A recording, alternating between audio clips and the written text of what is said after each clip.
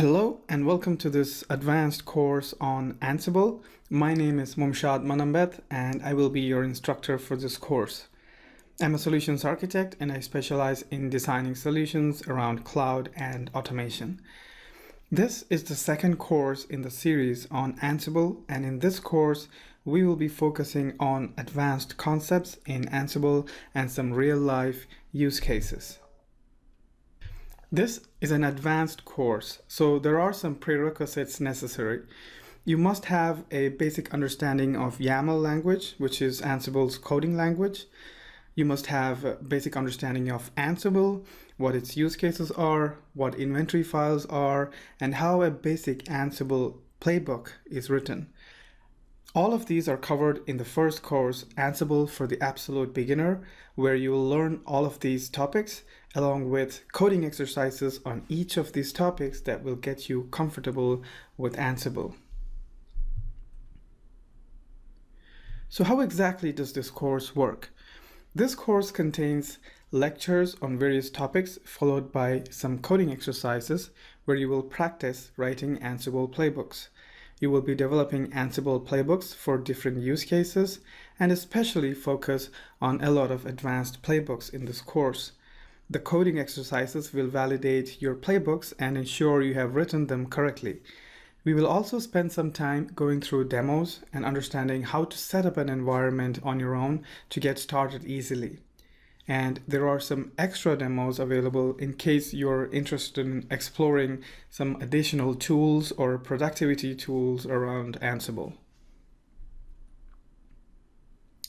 So what are we going to cover in this course? Whatever you see on the left are the topics we covered in the beginner's course. So we expect you to know how to set up Ansible, what YAML files are, and how to create them. And we expect you to know what Ansible inventory files, playbooks, variables, conditionals, and loops are. In this course, we will be covering more playbooks to develop some real-life use cases. We will understand roles in more detail and how to develop and reuse roles ourselves and use them in our playbooks. We will look at asynchronous actions, error handling, Jinja 2 templating, lookups, vault, dynamic inventory, custom modules, and we'll also understand what plugins are and how to develop custom plugins yourselves. And finally, we will always practice, practice, and practice. So sit tight and enjoy the ride.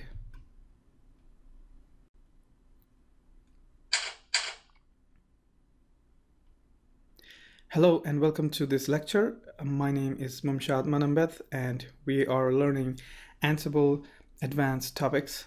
In this lecture, we will be recapping what we covered in the Ansible for the Absolute Beginners course. If you're here right after that course, you could skip this lecture and go right ahead. Or else, if you wish to refresh your memory, feel free to stay. So we learned that Ansible helps you increase your productivity and efficiency by automating a lot of repetitive tasks in your environment, whether it be sizing and creating new hosts or virtual machines, applying configurations on them, patching hundreds of servers, migrations, deploying applications, or even performing security and compliance audits. Ansible is a powerful IT automation tool that you can learn quickly. It's simple enough for everyone in IT, yet powerful enough to automate even the most complex deployments. We then looked through some use cases such as setting up a complex infrastructure that spans across public and private cloud and hundreds of VMs using Ansible. With Ansible, you could provision VMs on public clouds like Amazon and provision VMs on private cloud in a private cloud setup like a VMware-based infrastructure and move on to configuring applications on those and setting up communications between them, etc. We also discussed how to get started with Ansible, the different options of installing Ansible on a Linux system. Remember, Ansible control machine can only be Linux as of now. However, Windows machines can be a target for automation with Ansible, so Ansible do support Windows as target servers. We also looked at inventory files and how they are defined. We looked at the inventory file parameters such as Ansible connection, Ansible user, Ansible password, etc., and why and where they're used. We went through a number of Ansible modules available out of the box and how to read documentation and how to use them. For example, we looked at some of the system modules available such as user, group, hostname, etc.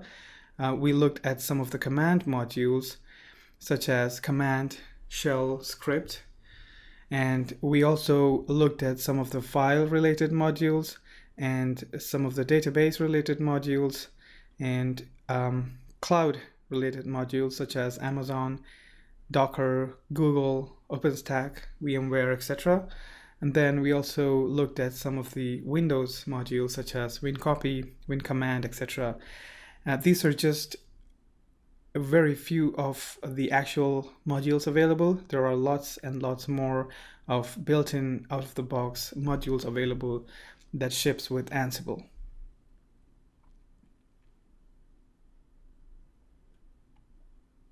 We also looked at variables and how to use them in playbooks. In this course, we will look more at separating variables into separate files, and we'll practice some Jinja 2 templating, etc. in more depth. We also learned conditionals such as the when directive and how we can execute tasks based on a specific condition. And finally, we practiced loops. So we used loop to automate the installation of a list of packages using a single task and the with items directive. So we've just recapped whatever we learned in the previous course, and we will now move on to learning new and advanced concepts in Ansible. Hello and welcome to this lecture. My name is Mumshad Manambeth and we are learning advanced Ansible topics. In this lecture, we will be looking at how to set up an environment for developing with Ansible. In the previous course, we've seen how to install Ansible on a system, but we could really use one or two additional systems to get a better understanding of how it works in the real world. It is not really necessary to set up an environment if you're not in a position to do so. You can still practice with the coding exercises that accompanies this course. But if you would like to follow along in your own environment, you are free to do so. There are multiple ways to set up such an environment. If you can spin up a few VMs in your lab, that works. Or if you want to do it all on your laptop, use some kind of virtualization software like VirtualBox or VMware Workstation to spin up some VMs, or use something like Docker, which is my preferred method. Or if you have worked with Vagrant, that works too.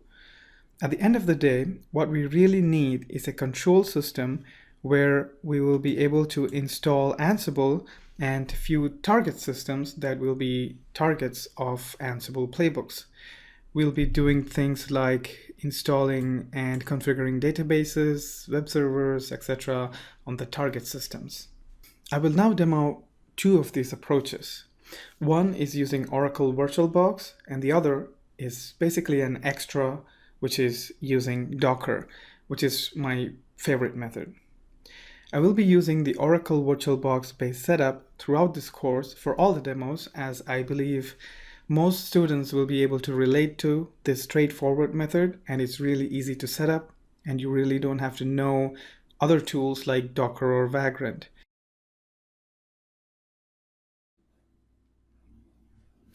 Hello and welcome to this demo. My name is Mumshad Manambeth. I'm going to demonstrate how to set up an Ansible environment so that we can practice developing Ansible playbooks. So our plan is to set up a few VMs, one of which will act as an Ansible controller, and two others will act as the target servers that Ansible controller will target to make configuration changes, install applications, etc.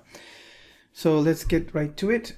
In this demo, I'm going to demonstrate how to set up an environment using Oracle VirtualBox. So there are multiple ways for us to do this. We can either do it using VMware Workstation, or we can just pin up VMs if you have access to VMs in your lab environment.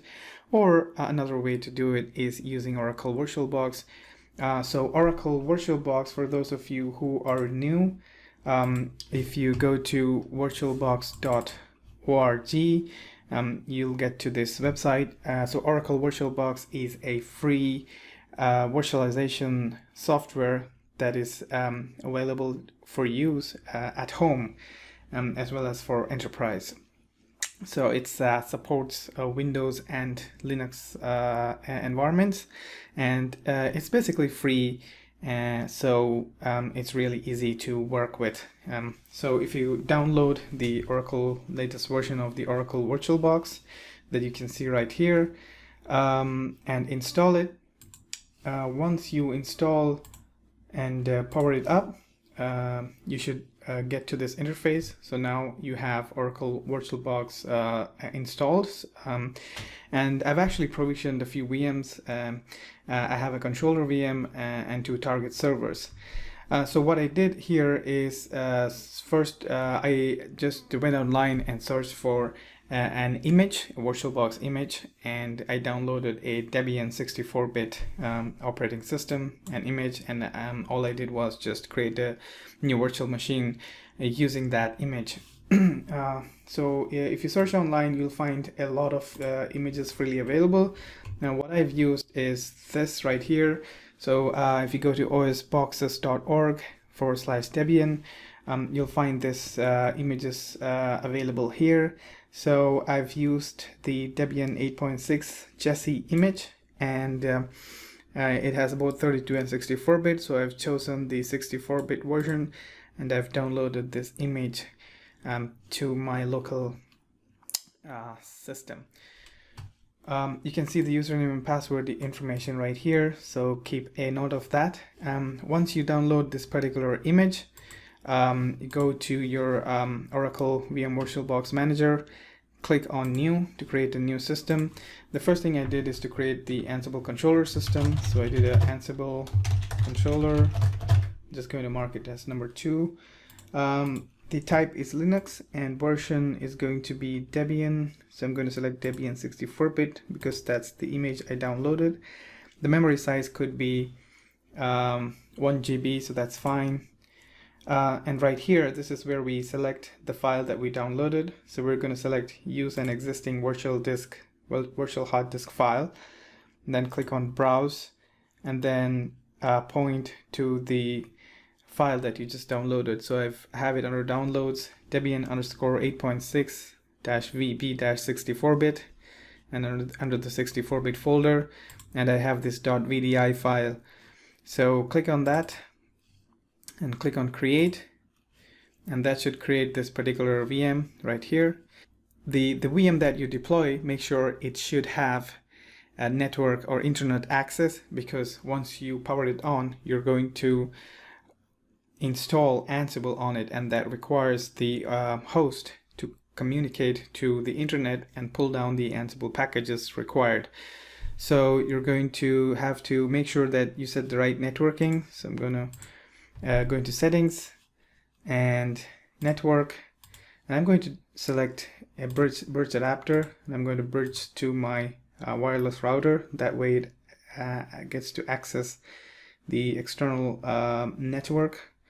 Click OK, and then I'm just going to power it on. So it's just powering up now.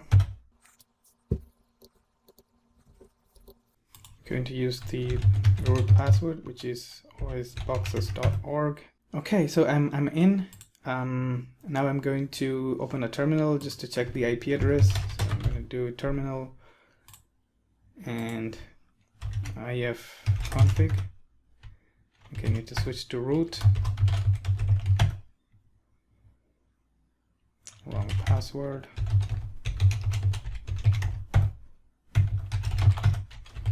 I'm going to do ifconfig to get the IP address. So that's the IP address. So I can use that to SSH. Okay, so I now have a basic Linux system. What I want to do is, before I install Ansible on it, the next step is to install Ansible on it. But before that, I could actually clone this system to get 2 other target servers. Or since I'm not doing any of much customization, I could just create another 2 target servers, just like how I created this controller. So I'm just going to go ahead.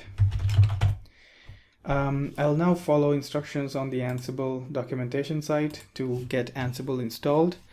So if you go to docs.ansible.com and the installation page, under Debian,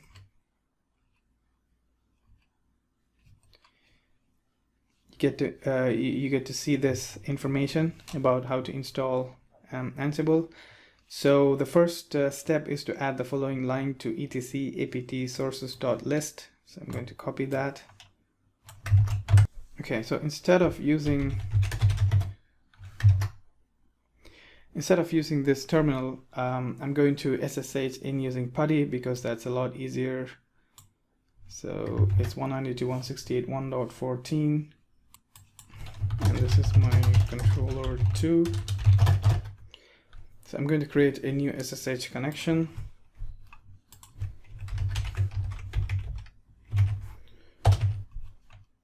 And it's going to be SSH. I'm now going to follow the instructions here. So etc apt sources.list.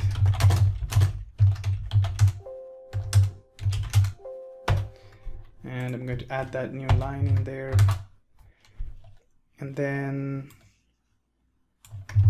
add the key. Then let's do apt get update. So the packages list are updated, and then we install Ansible.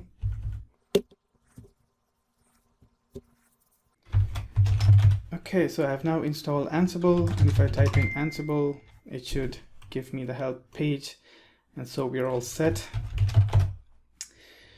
Okay, so we've actually deployed a system, installed Ansible on it, so we're good. We followed the same procedure to install 2 more servers, which will be our target servers, in this case target server 1 and target server 2. And then we're going to target those servers for all our operations or Ansible playbooks in the future. Now, I'd be using these servers for different purposes. For example, in a scenario where I want to deploy the same application across multiple different servers, I'd use those servers for that purpose. Or if I wanted to demonstrate deploying a distributed application which has a web part on one server, database on another server, then I would use these servers for that purpose too. For example, I'm going to use server 1 for the web, and then server 2 for the database. So this kind of setup will help us work with different scenarios like that. If you're running multiple different playbooks against these target servers, you might also want to be able to reset these servers to an initial state before you run your second playbook. So what I have planned to do is to use snapshots for that purpose. So you can take a snapshot of these servers whenever you want by going into the snapshots tab right here in the top right corner. So if you click on snapshots, you'll be able to see the current state of that server, and you'll be able to take a snapshot of the server at any point in time. What this helps you to do is initially, right after you deploy the server and you're ready to run a playbook against it, take a snapshot, and I've called it as the system ready snapshot. That's the initial state. Now I could make any changes to that server, and when I'm done with all my testing, to revert it back, I could simply right click that the system ready state and say restore snapshot. Obviously you'll have to power off the server to do that. So that will help me bring back the servers to its original state every time I run a playbook against it and change its configuration. Okay, so as I said before, I have already deployed two target servers called target server 1 and target server 2 just to check the connectivity between the Ansible controller and the target servers. I'm going to run a quick ad hoc command. I'm going to run a quick Ansible ad hoc command. So first I'm going to find out the IP address for these.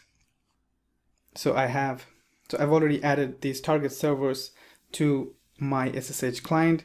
So I have my target 1 server as 192.168.1.10 IP address, and I have the target 2 server as 192.168.1.13. So what I'm going to do is in the new controller that I just created, I'm going to create a new inventory file. So I'm just going to say inventory.txt.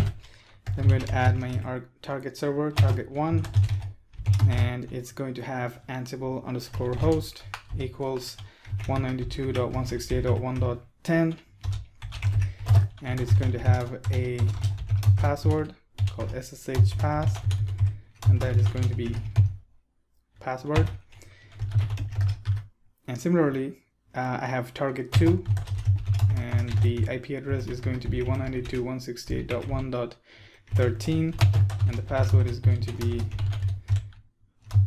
password with a capital P and a 0 in it. And this is the password that I reset to those servers. After I deployed the servers, I actually reset the password. So this is the new password. Okay, so I now have my inventory file. Now I could just do a Ansible ad hoc command. So that's going to be Ansible, and then my target server name. So it's target 1. I'll try with 1 server first. And then the module. So I just want to do a ping. So I give a -m for the module, and I would say ping is a module that I want to run. All that it does is it just tries to establish a connectivity to the target server. And then I also want to specify my inventory file. So I'd say -i and then the name of the inventory file. When I run that,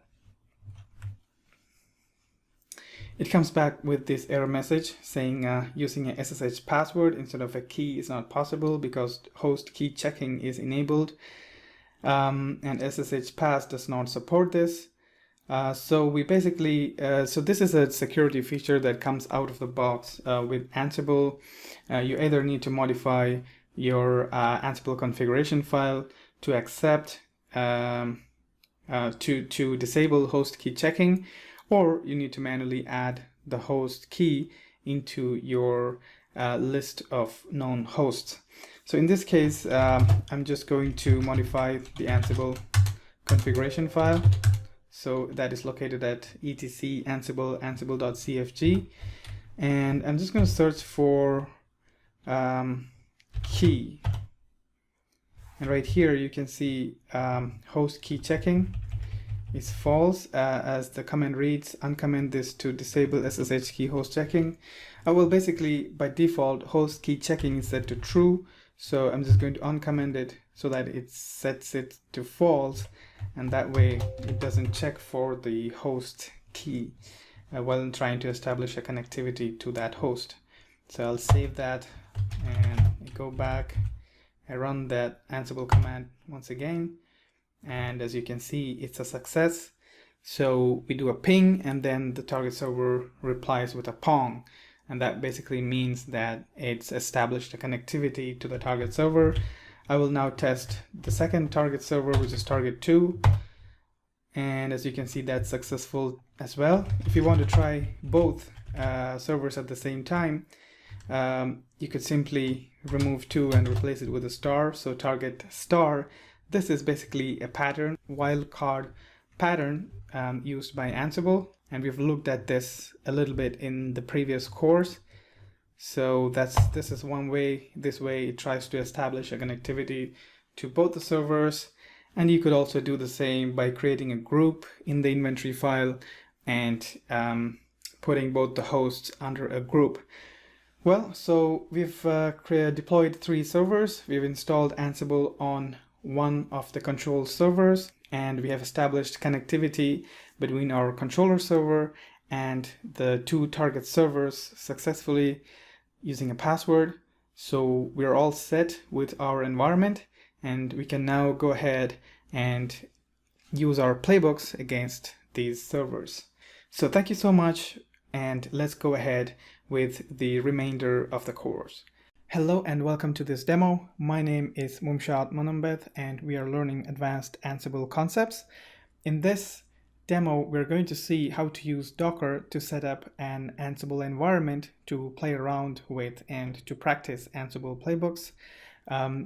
Our goal is to set up an environment so that Ansible can execute playbooks on multiple different target systems, and to see how those target systems are configured and applications and databases are installed and configured on those target systems.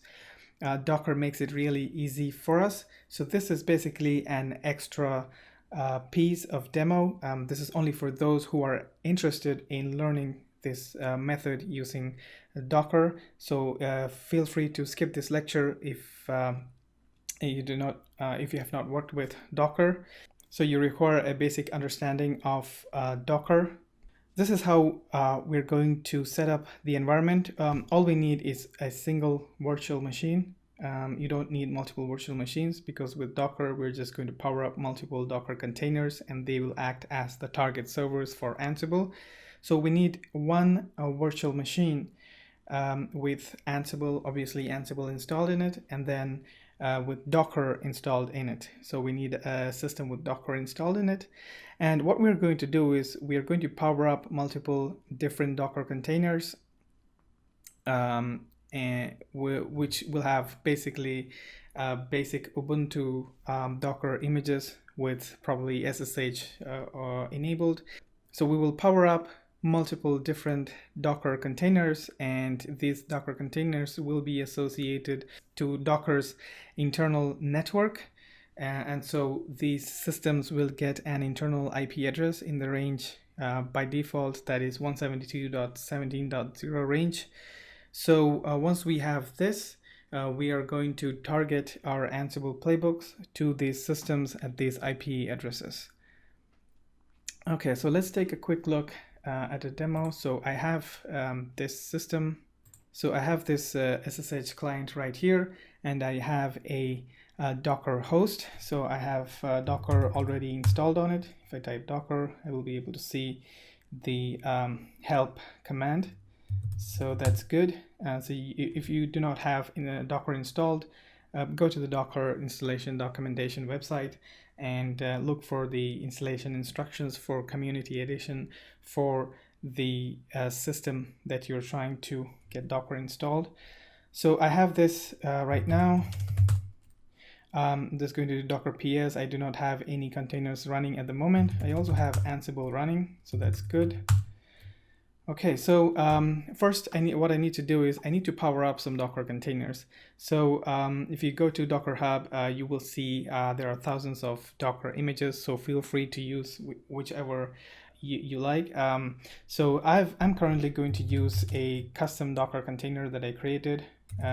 That's in my repository at mmumshad, and it's Ubuntu, and I've enabled SSH on it. So Ubuntu SSH enabled is what I called the image, and I'm just going to run it with -it and -d to run it in the background.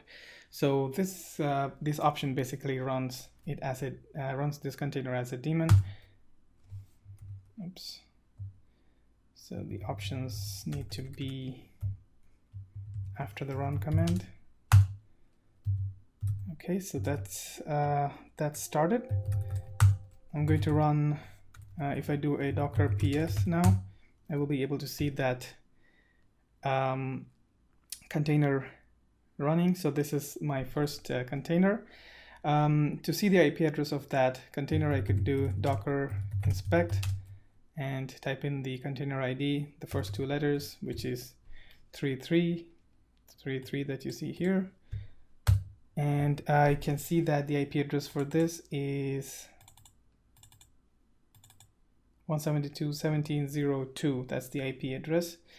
So I'm going to power up a few more.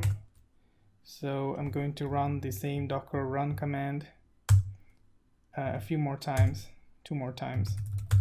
And then I do a docker ps, and I can see that there are 3 instances running right now. Okay, so I'm going to look at the IP for the other 2. So docker inspect 1.4, this is 17.0.3, and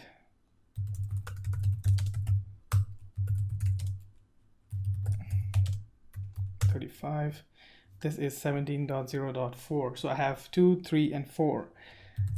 Okay, so I have the IP addresses. I'm now going to create an inventory file. This is an Ansible inventory file, and I'm going to call them as target servers. So target 1 Ansible _ host. The IP for that is 172.17.0.2, and the password that I have set for that is password with a capital P and a 0. Similarly, I'm going to add the second host, 172.17.0.3, and Ansible SSH pass is password. And the same way I'm going to do target 3,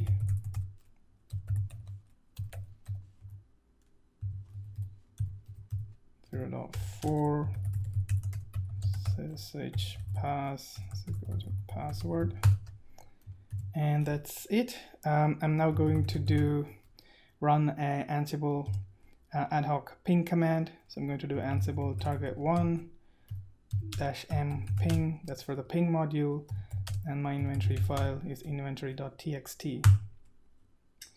Okay, so that's successful. I'm going to do ping all of them at once now. So I put a star, and there you go. So I have 3 servers, and they've all responded to ping. So I basically have within a single VM, I have a Docker, and I have 3 Docker containers, and I'm able to establish connectivity to those containers using my inventory file in Ansible. So that's pretty easy and straightforward. This way I can power up, hundreds of really lightweight Docker containers, and it's really easy to get rid of them when I don't want. I can easily power on new VMs or new containers for new playbooks, so I really don't have to worry about resetting my environment or anything like that. So this is my preferred way of working with Ansible playbooks. It's really easy to set up, and it's really easy to work with. So obviously you can see the advantages of Docker container over the virtual machines that you have to either power up with VMware Workstation or Oracle VirtualBox. So this makes it really easy. So yep, that's about it. Thanks for your time, and let's go ahead to the remaining lectures in this course. Hello and welcome to this demo. In this demo, I would like to show how to work with the coding exercises that accompany this course in Udemy. So every time you finish a lecture or a demo that accompany the lecture, you will automatically be taken to the coding exercises section. The coding exercises section in Udemy helps in practicing what you learned in the video lectures. So if you look at this is a sample of one of the coding exercises section. The coding exercises page contains 3 areas. The first one here at the top is your question or the challenge that you are asked to solve. You will be given a brief introduction and a task to complete. Below that, you will find 2 sections. On the left, you have a list of files to work with, and on the right is the actual contents of the file. Now, every coding exercise has a file by default called as exercise.rb. This is a file that contains a simple banner, and this is not the file that you have to work with. So do not modify this file or write your solution here. It is the other files that you have to work with. In this case, there are two other files called inventory and playbook. The inventory is the inventory file for Ansible, and playbook.yaml is the Ansible's playbook file. Now, if you look at the task given here, you're asked to update the playbook with the information about the target server. In this case, I need to update db_server with db and web server. So I'm going to copy that and paste it here to update that. And then here at the bottom right, you will have a button for checking the solutions. So when you click on that, your task will be validated. And as you can see, it is correct. So it shows you a correct message. In case you typed it wrong for some reason, you made a typo in your code or some kind of error, and when you click on check solution, you will be given an appropriate error message. Some of the exercises push you beyond what you learned in the lecture. So some coding exercises require you to refer to some documentation and do a little bit of research to find out the right solution. So in such cases, you will be given a documentation link, a link to the documentation page. By clicking on the link, you will be taken to a documentation page for that particular module, and you can find additional help and examples there. So utilize those instructions to complete your task. And in case you're not able to figure out, always feel free to raise a question. So click on the Browse Q&A. You might be able to see some questions raised by previous students here. If not, feel free to ask a question. And in case you're having trouble with your playbook, copy and paste your playbook so we can refer to that when replying. Worst case, if you're unable to figure out a solution, you will also find an answer key that is available here. Clicking on the link will take you to a code repository where you will find solutions for these questions. So that's it for now. Thank you.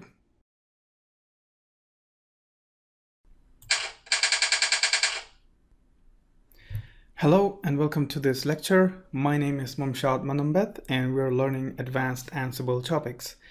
In this lecture, we will be talking about a basic web application. This lecture has nothing to do with Ansible itself. It's basically an extra for those who have absolutely no experience working with web servers. We're going to get a basic understanding of what a really basic web application looks like. We will be using this as a use case to deploy servers and systems in the remainder of this course.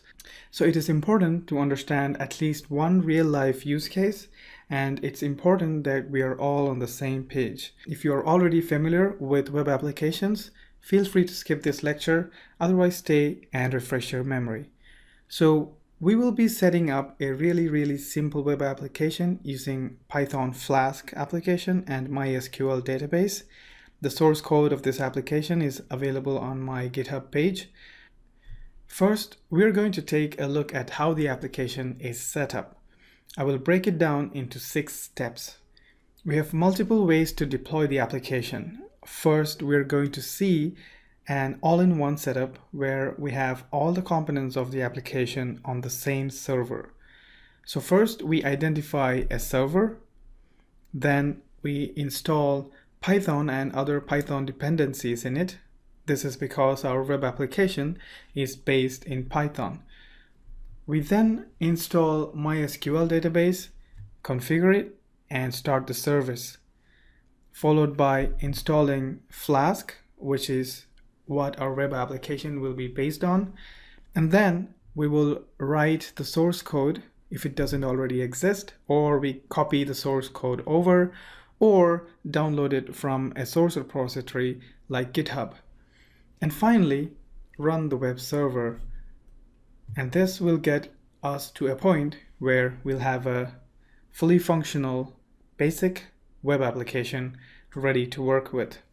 In the remaining section of this course, we will use this as a use case to write Ansible playbooks and deploy on one or multiple servers in a monolithic or a distributed architecture.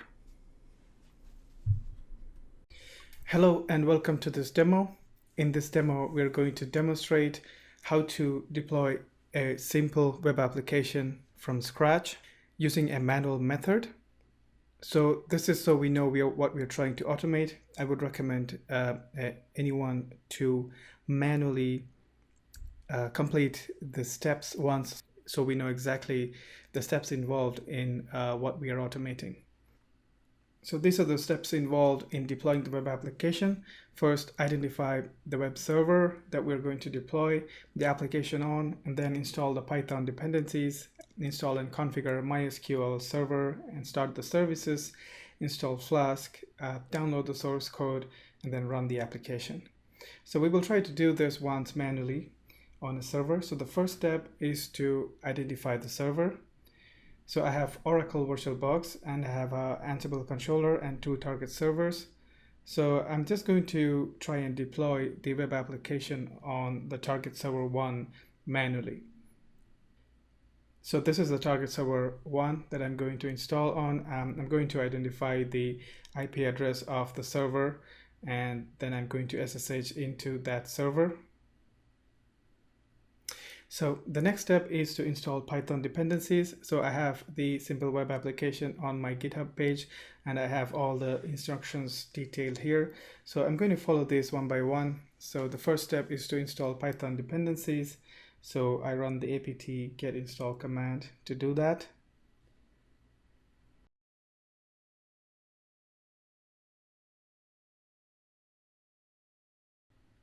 And then I'm going to install the database, the MySQL server and MySQL client packages.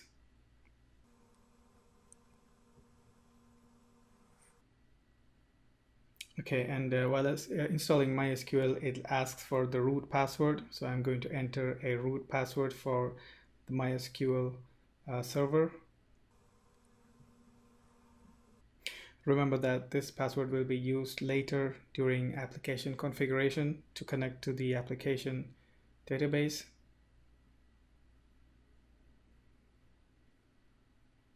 Okay, so next is to start the MySQL service. So service MySQL starts the MySQL service, and I can see that verify that it's running. I'm now going to connect to the MySQL database. And then I'm going to create a new database called employee_db. I'm going to create a database user that I can use to connect to the database. I'm going to grant permissions to for that user in the database. And then I'm going to change to that database using use. And then I'm going to create a table, an empty table called employees into that database. I will then add one line of test data into it. So that's about the database configurations. So the database is now ready. I will now go ahead and install the Python dependencies using pip install. So Flask is the first Python package that I need to install, followed by Flask MySQL, which is used by Flask to connect to the MySQL database. So basically, I'm done with the dependencies. The next step is to copy over the code, the source code. So I'm going to copy the source code from the app.py on my GitHub page, and I'm going to put that in an app.py file. And then I start the web server using the Python app.py command. So this web server is now running at the 5000 port. So it's currently running on 127.0.0.1. So I'm not going to be able to access it using its IP address because it's the loopback address that it's running on. So I'll have to change that. So I will run it with a different command. I will run it with a Flask command. The Flask command will allow me to expose the server on a different IP. So I set an environment variable called Flask_app to app.py. And then I run the Flask application with a host parameter.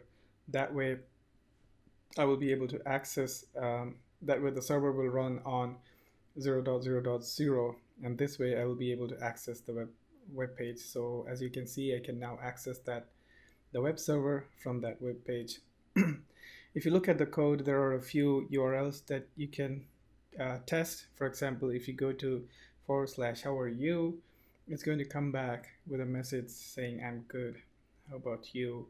And if you try the URL read from database, it's actually going to read a value from the database. So that basically tests the database connectivity for us. So that's it. That's the basic simple web application. Let's go ahead and let's now try to automate this deployment using Ansible playbooks.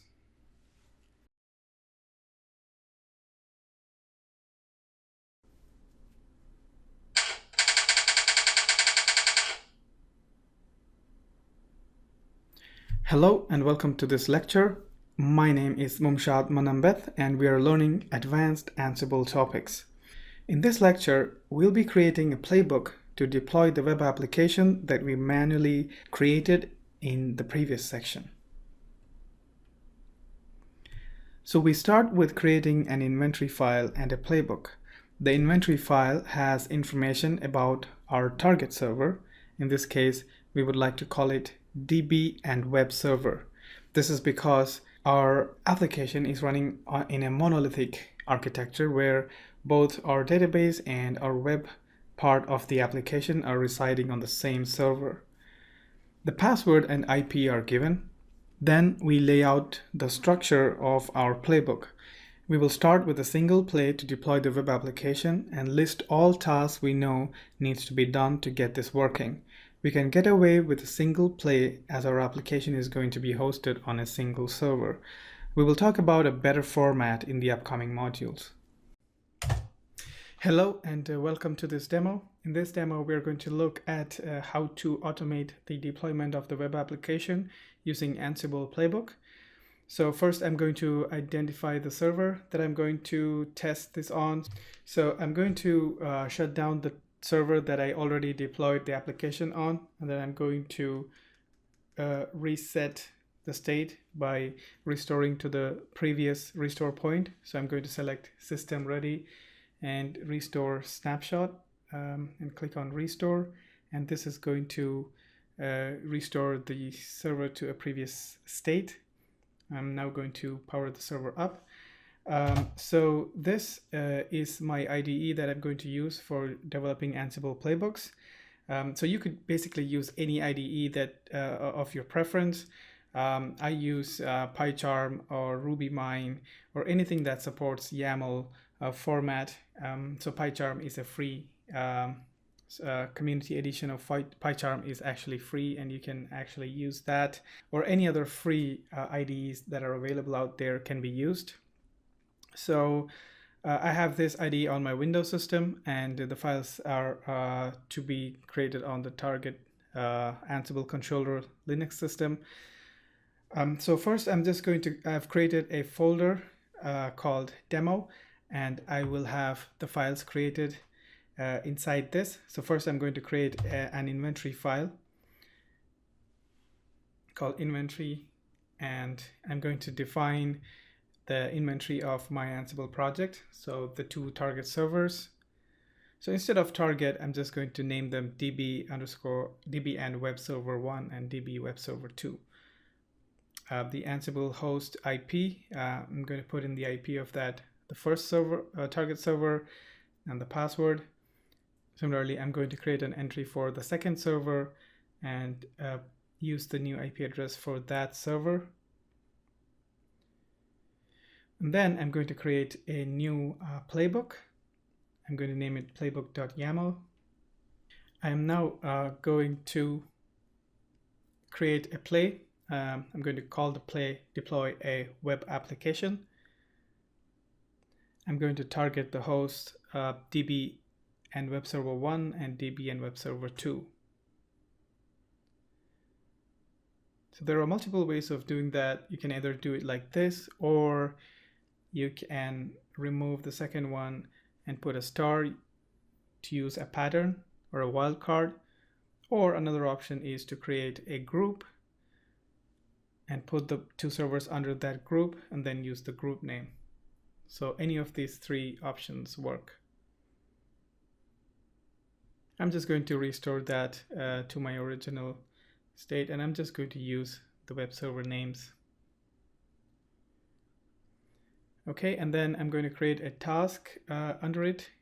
So my first task is just going to be a test. So I'm just going to use the ping module to try a ping. So what I could do is on the Ansible controller system, I'm going to create a directory for the Ansible project. I will call it web deployment. And inside that, I'm going to create an inventory file and a playbook file. So I'm going to copy the contents of the inventory file. I'm going to put it in there, and I'm going to copy the contents of the playbook and add it to the playbook. I will show a better way to get around this, so I don't have to copy and paste every time. So if you go to Tools and Deployment, you will find you could add a deployment configuration where the files, your files from your Windows server will automatically be transferred to the Linux server. So I'm going to create a new deployment server, and I will provide the IP of my Ansible controller. I will give it the IP address of the Ansible controller system and the credentials to connect to it. After entering the password, I will test the connectivity, so that's successfully connected. And all I'm going to do is create a mapping between the local folder, which is called demo, and I will map it to the remote folder under root. The new I will target the new folder that I created on the Ansible controller system. So this way, every file I create here will automatically be transferred. Every change I make will automatically be transferred to this target system. So I'm just going to run a test. I'm just going to make a small change, and I'll have to turn on the automatic upload so that every time I make a change, it automatically pushes it over. So that's good. I'm able to see the change. So it's going to be very easy going forward. So I'm going to run the Ansible playbook with the playbook and the inventory file, and I can see that it's able to ping successfully. That means the connectivity is established successfully. Okay, so now I'm going to modify my first task. I'm going to automate my first task, which is installation of the Python dependencies. So in the manual process, I used apt-get. So here I'm going to use the apt module in Ansible to install the dependencies. So the first dependency is Python. So that's going to be the name of the apt package, and the state is going to be installed, means so apt is going to install the Python dependency. And I also have a few other packages, dependencies to be installed. So what I could do is I could use a loop here, and then so I use the with items directive, and I will add all the required packages as a list. And so I will run the apt module in a loop. So instead of Python, I'm going to add Python as well in the list, and then instead of that, I will use item so that it replaces with each value in the list every time it iterates the loop. So this way I get to all the dependencies installed.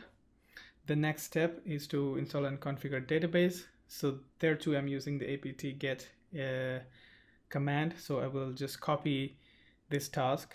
I will create a new task, and I'll just replace the list of packages to install. I'll first update the name, and then I'll just replace the list of packages to install. In this case, MySQL Server and MySQL Client.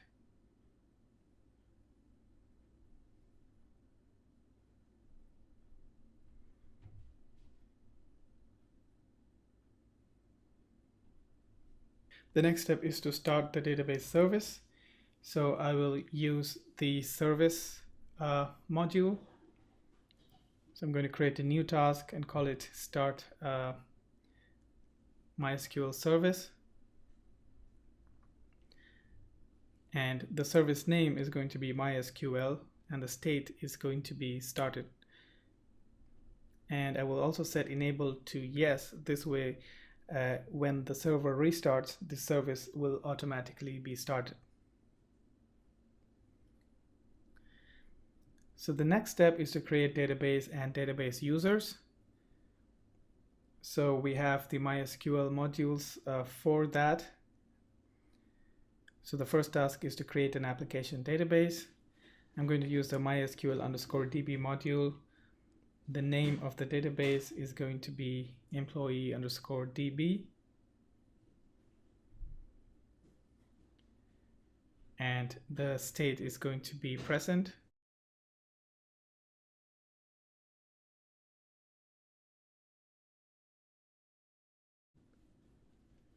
The next step is to create a database user.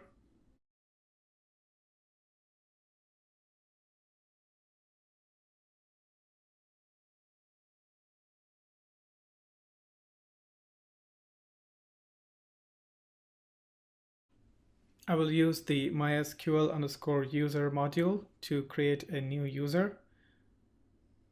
If you need more information about any module or what parameters it accepts, you could always refer the module documentation under the module index page on Ansible documentation website. So under MySQL, you can see that you have a MySQL module, MySQL_user module, and these are the parameters that it accepts. So I'm just going to use that here. I'm just going to copy and paste that and then replace the values with the values from the command. I know that name is supposed to be db_user. The password is supposed to be this, and I will leave the permissions to the default. So I'll skip the insert data step and I'll go ahead with the next one, which is installing Python dependencies.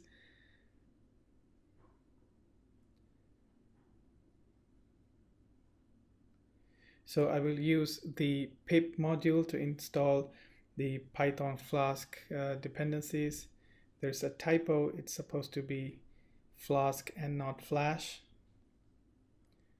And I'm going to use the pip module. The name of the module is going to be Flask. But since I have two modules to install, I'll use a loop. So I'm going to use with items, and then I'm going to specify the Python modules I need installed. So Flask and Flask MySQL. And then I'll use the item variable under loop. And the state should be present. The next step is to copy the app.py, which is my source code, to the target server. So I need the source code here for now so that I can copy it over. So I'm just going to create a new file for the application source code, and then I'm going to copy the source code of my application from my GitHub repository over. So this, by doing this, I'm basically creating a local copy of the application source. Another way to do this would be to use the GitHub module to download the application directly from GitHub. But for now, I'm just going to copy the source code over. So I'll create a new task to copy the source code over to the target server. And I will use the copy module for that.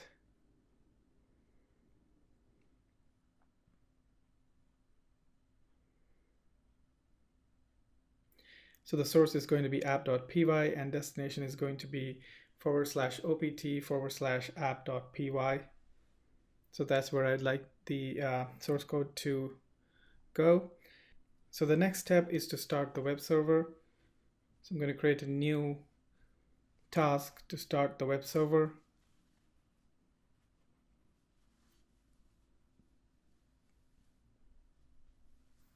And I'm going to copy over the command. The path is not correct. It should be opt/app.py, but I'll get that fixed later. So I'm also going to add a no-hop and an ampersand to run the task in the background. So even when Ansible exits, the web server continues to run. So I'm going to kick off the Ansible playbook, and as you can see, it's established connectivity to the target servers. It's installed all the required dependencies, installed MySQL database, started the server. I'm going to a browser and try and access the web page, and there I can see that the web page is up. I've actually changed the source code, the source of the application to /opt/app.py. So both the servers are up, and I'm able to access the web servers. So that's the end of this demo. Going forward, we'll see how to make this playbook better, how to improve this Ansible project using roles and using host variables by separating variables to separate files, etc. Thank you.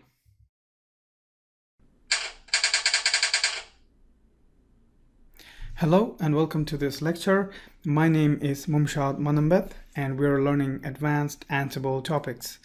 In this lecture, we'll be talking about file separation. So far, we've been defining variables in the same inventory file. However, this is not a best practice. It is better to define these in a separate file for that server. To do this, first create a host_vars directory next to the playbook, and then create a file with the same name as that of the server, which in this case is db_and_web server.yaml. Then we move the variables and their values from the inventory file into this new file. Remember to remove the equal sign and change it to a semicolon followed by a space. This is because this new file is in YAML format. You don't need any further configuration. When Ansible playbook is executed, Ansible automatically reads the values from this file and associates them with the host. So it's important to name the file with the same name as that of the server. And also it's important to name the folder host_vars, because that's the folder that Ansible looks at to find out whether there's a file, whether there's a variable file for that particular server.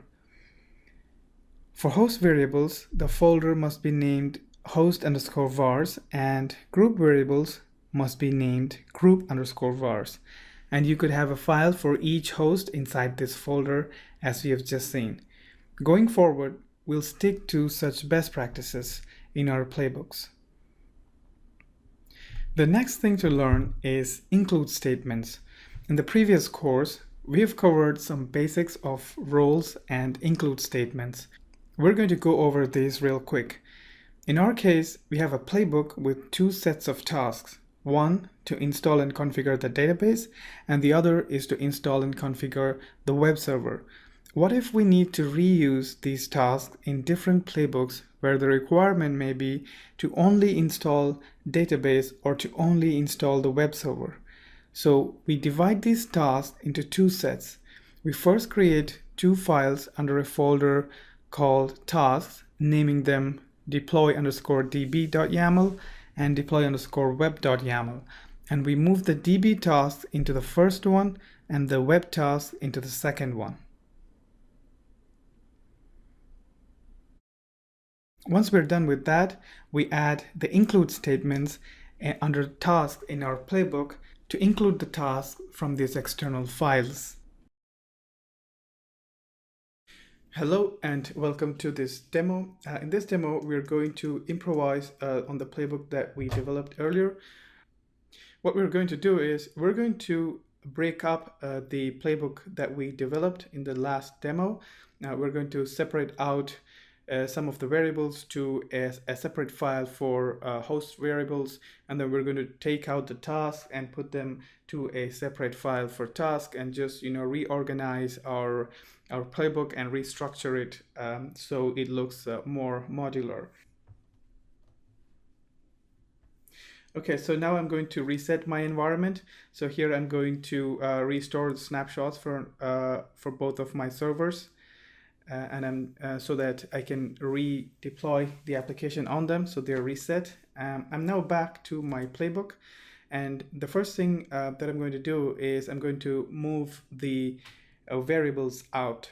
So if you look here, I have some information in the playbook that are hard-coded, such as the employee DB, which is the database name, and then I also have the database user password, etc., kind of hard-coded into this playbook. Now we don't want this to be here because this can change, and so we don't want when it needs to be changed, we don't want the user to go into the playbook and look for this information and change. Instead, if the variables were in a separate file on its own, it'll be easy to modify that later. So the first thing that we're going to do is we're just going to bring out the variables to a vars section right here in the play, and later on we'll move it out. So for now, we're just going to look for the information. So right there we have employee DB, which is the database name. So I'm going to create a new entry, a new variable for that. I will call it DB_name, and I'll copy the value over there. And then I'm going to use the variable name and replace the variable name here instead of the actual database name. Similarly, I'm going to move out a few more things, such as the user information. So I'm going to move I'm going to create a new variable called dbuser and move the value there. And I'm going to replace it with the variable name here. And always remember, when you do it this way, you need the double quotes around it. Then the same with the password. So move the database password out and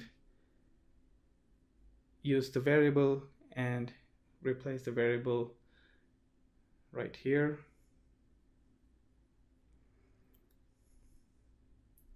So for now, these are the variables that I'd like to move out, and I'm okay with any other information lying around in the playbook.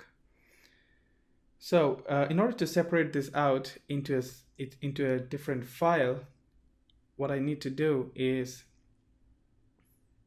I will take that information out. I will create a new folder called host_vars, and remember it has to be host_vars. And under the host vars, I'm going to create one file for each server. So host vars should always have a file for each server. I'm going to create one file for DB and web server. Make sure I name it with .yaml, and similarly, I'm going to create another file for DB and web server 2. So I have two files now. And I'm going to cut the information out from here and make sure to remove the vars directive, and I'll paste it in the new files. Now, if I want this information to be available for both the servers, then I must make sure that I have two separate host var file for each server. Then I must make sure that I have the information in both the files. So these variables will only be available to that particular server.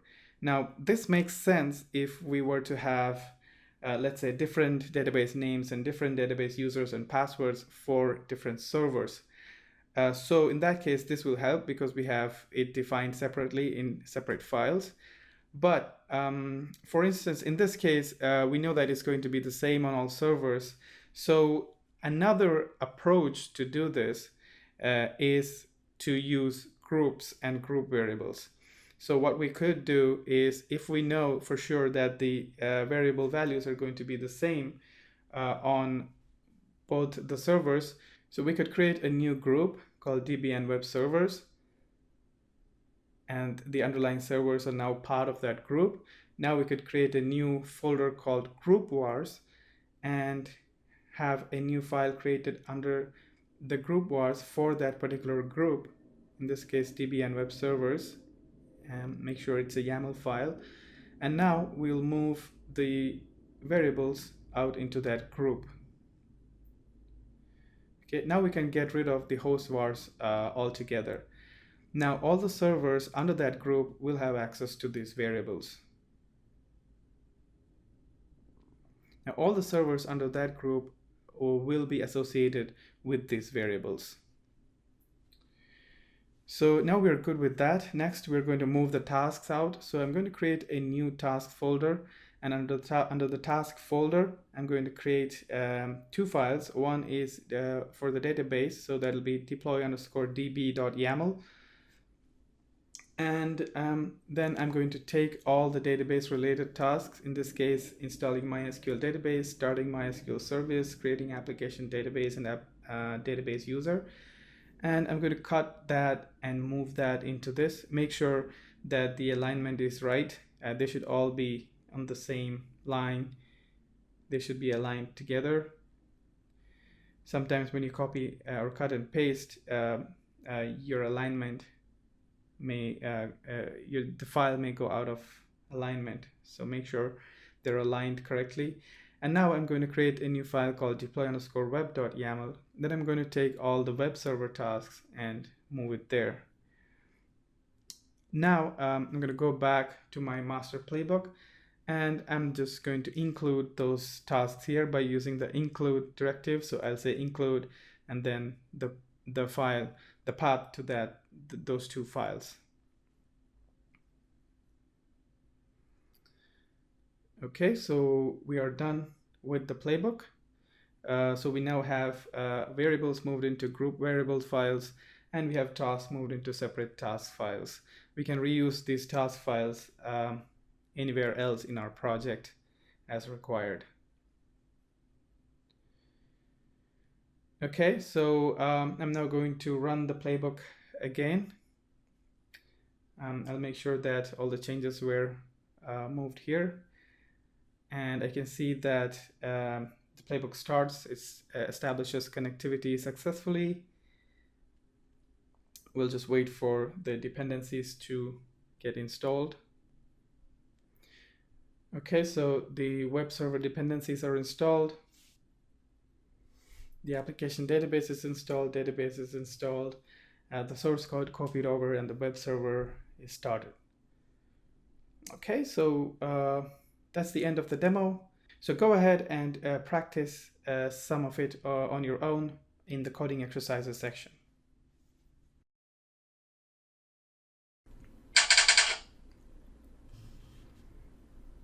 Hello and welcome to this lecture. My name is Mumshad Manambet and we are learning advanced Ansible topics.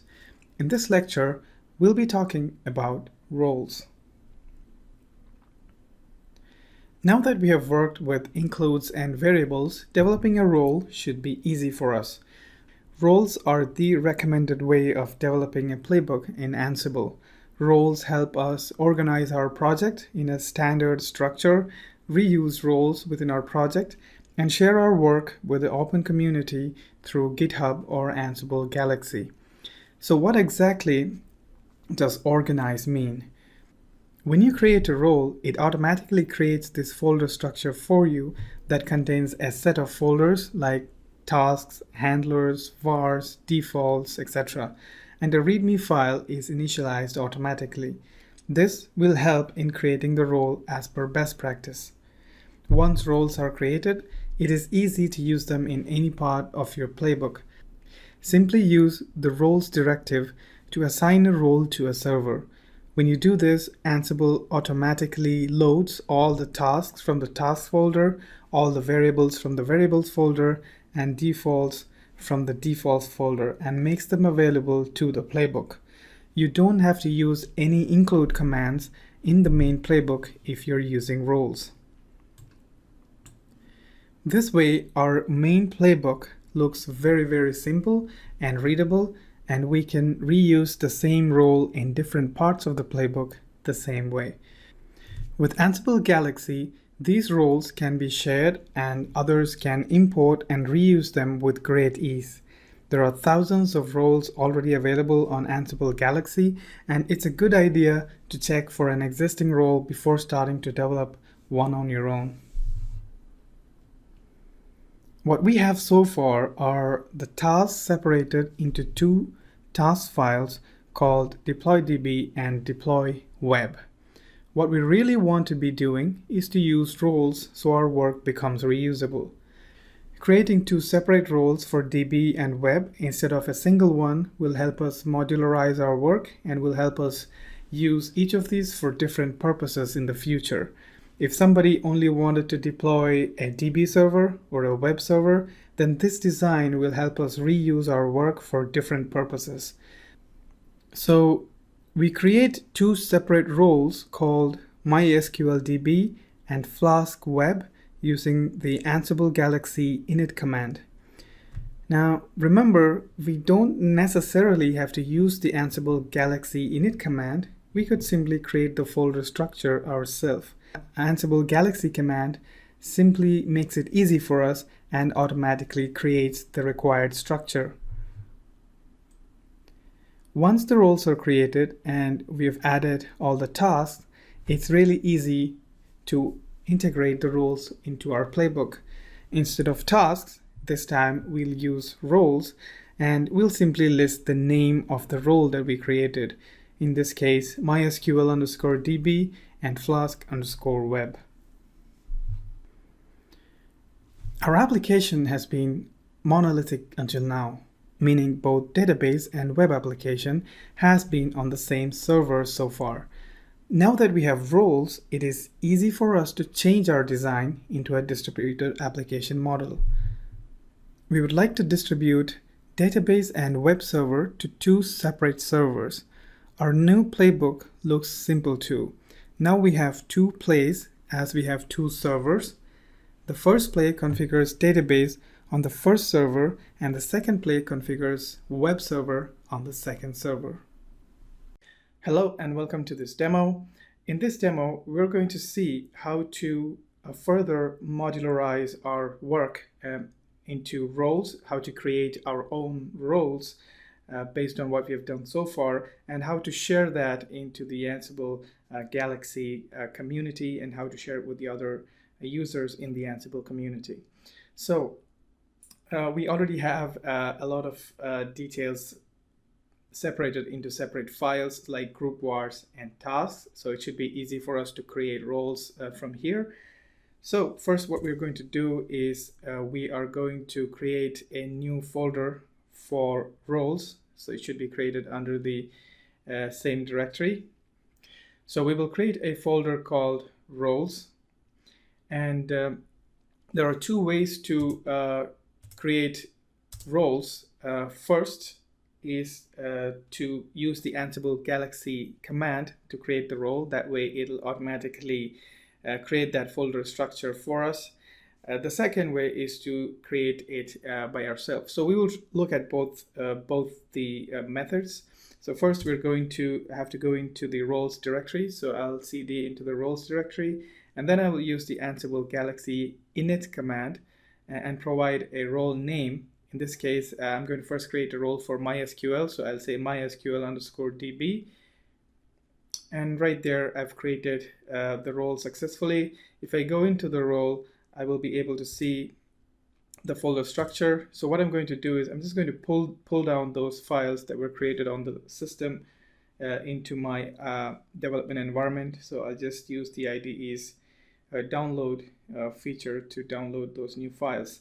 Now, if I look at the roles directory, I can see the MySQLDB folder and the folder structure that was created underneath it.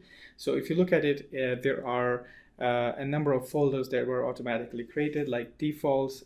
Defaults is a folder which will store all the default variable values. And then you have handlers, meta, tasks, tests, and vars. So they all have their own purposes. And you also see the README file. You can also see that a README file is automatically created. So if you open the README file, you will be able to see that it's an MD file. It's in a standard README file format supported by code repositories like GitHub, etc. So it's important to modify this README file and update it with documentation about the role that you're creating. I will skip that for now. Now, what I'd like to do is I'm now going to move all the tasks from the deployed DB task folder, and I'm going to move it into the task folder inside my role. There is a main.yaml file created automatically there when we created the folder structure. So that's where it needs to go. Whenever Ansible runs the playbook, and when it sees that we are using a role, it automatically loads all the tasks from the task directory and from the main file. So the main file is the default file that where it load all the tasks from.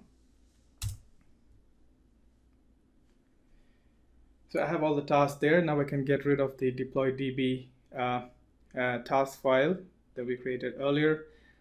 Now the second role to create is for the web. So I'm going to create, this time I'm going to create it on my own without using the Ansible Galaxy command. So I'm just going to create that folder structure myself. I will create a flask_web directory under roles. And under that, now I really don't need all of that folders if I'm not using them. So in this case, I'm only using tasks under roles. So I'm just going to create a tasks folder.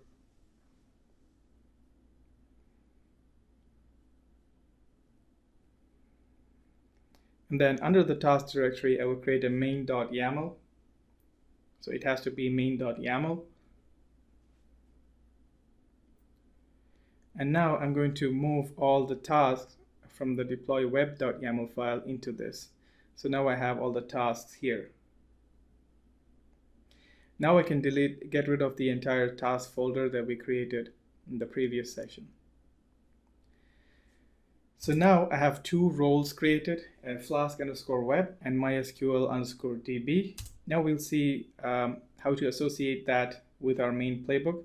But if you look here, I can now get rid of the include task, but I also have a one task at the top that installs all the required dependencies. Now, if you look at the task, it is for installing, it's basically for installing Python and all other Python dependencies. Now, what I could do is I could create a new role for Python and move this task into that.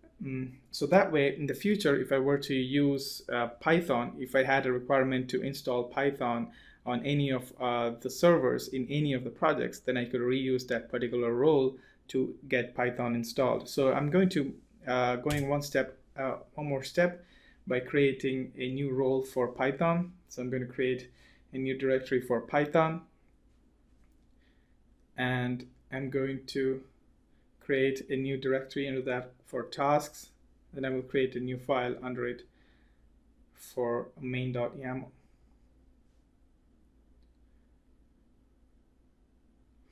Now I'm going to take the task and place it under the main.yaml under the Python roles. So now I have three roles: flask_web, mysql_db, and Python. Now I could get rid of the task section altogether because now we are no longer importing or including task from a task file. From now on, we are working strictly with roles. Now you can have tasks and you can have roles in a play, or you can have any one of them, either tasks or roles. So now I don't have any tasks to include, so I'll just go with roles. So I'm going to create a roles directory, and under that I'm just going to give a list. Now this list and the order of this list is important because the MySQL and other web packages are dependent on Python. So I must make sure that I apply the Python role first and then followed by the other roles.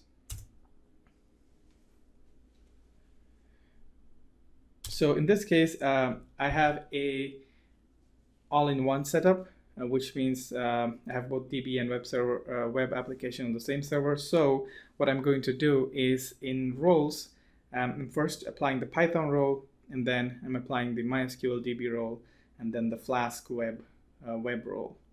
Okay, so I'm all set. Now my playbook looks really simple, and I have all the tasks moved out into respective task file for the respective roles. So this is how it should look at the end of our work. At the end of the development of Ansible projects, this is how it should look. The main playbooks should be very simple and reusable. Okay, I'm now going to execute my Ansible playbook with the new changes. And I can see that the connectivity is established and it's waiting for the dependencies to install. And now you can actually see a small change in the task. So if you look right here, you see that it's Python. You see it's separated by a semicolon. So this is the task, and this is actually the role name. So this is where you can see that that Ansible is applying this particular role, and as part of this role, it's running this particular task. So this is the role name, and this is the task name under that role. And you can now see that it's currently installing MySQL database from the MySQL DB role. And right here, you see it's installing Python Flask from the Flask_web role that we created. Okay, so that's the end of the playbook execution, and we can see that all the necessary tasks are complete, and the web servers are up. Okay, so now I'm going to demo how to share our work with other users in the Ansible community, the Ansible Galaxy community. So Galaxy is the Ansible's community for downloading existing roles and sharing roles. So if you go to galaxy.ansible.com and log in, you'll be asked to log in. You could log in with your GitHub account, and you will be able to see and explore all the existing roles right here. You can browse roles and browse others, etc. So as you can see, there are a lot of MySQL roles available. Okay, so there are multiple ways to do this. One is you can do everything with the Ansible Galaxy command line, or you can do it from the Ansible Galaxy webpage. I will show how to do it with through the Ansible Galaxy webpage. So here we have our role in our directory. So if you go to the roles directory, you have all the 3 roles. So I will start with the MySQL DB role. So I'm going to go into the MySQL DB directory. As you can see, the folder structure right here, we use the Ansible Galaxy int command to create this folder structure. One thing I would want to do is update the README file real quick, just so the users know what exactly this particular role does and how it works. So I'm just going to say the role name is going to be MySQL DB, and here a brief description of the role goes here. So I'm just going to say this role installs MySQL database, and then in your requirements, role variables, I don't have any role variables, so I'm just going to get rid of that. Dependencies, so dependencies are going to be, so Python must be installed, so that's a dependency. And in an example playbook, I'm just going to show an example of how to use this. So what we did, I'm just going to pick the example from our playbook. So MySQL DB. So this is a sample playbook, and all we need to do is for the servers roles, apply this MySQL DB role, and then the license and other information. So I'm just going to leave that as it is. I've just made minimal changes. Just going to get rid of requirements. Okay, so I've made that change. Another thing that I need to make sure before sharing it with Ansible Galaxy is that you must make sure to update the meta.main file. So the meta folder contains a main file that stores information about your role. So it's good to update this. So I'm just going to update my name, description, solutions architect. I'm going to leave everything else as is, and if I scroll down, look at this. Make sure that you enable platforms, because this is a check that Ansible Galaxy performs when you try to share it, import it into Ansible Galaxy. So make sure to uncomment this section. So you must have platforms in here. And then I'll say what we have tested it is on Debian. So I'm just going to say Debian, and I'm just going to say all versions. So this supports Debian and all versions in Debian. And then Galaxy tags. So I need to tag my role to something, to some values. For example, in this case, it is a role for a database. and it is a role for MySQL specifically. So I'm just going to tag it with those two.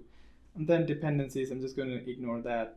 So those are a few changes I've made here, and then rest everything is okay. So I'm going to log into my GitHub account, and I'm going to create a new repository, and I'll call that Ansible-role-MySQL. So Ansible-role is a standard naming convention that everyone uses for Ansible Galaxy. So Ansible-role- and then whatever is this role for, in this case MySQL. I'm just going to give a brief description. This is an Ansible role for MySQL for installing MySQL, and make sure that it's public, and I'm not going to do anything else. I'm just going to create a repository. So now I have my repository here, and it's really easy now to check in your code. Just follow the instructions here. First I do a git init,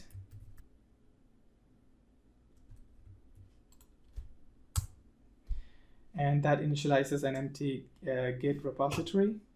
And then I do I already have a readme file, so I'm not going to add that, but instead I need to add all the code. So I'm going to copy this. I'm going to do a git add dot, and that adds all the files to the git repository. And then I need to commit those changes. So I'm going to do a commit right here. So all the files are added. And then I need to add a remote. Origin for this particular, and specify this repository. Go back, add that. And then I'm just going to push the code. Push. And when I do that, it asks me for the username. I'm going to say Imamshad, and I'm going to give in my password. So it's pushed my code to the Git repository.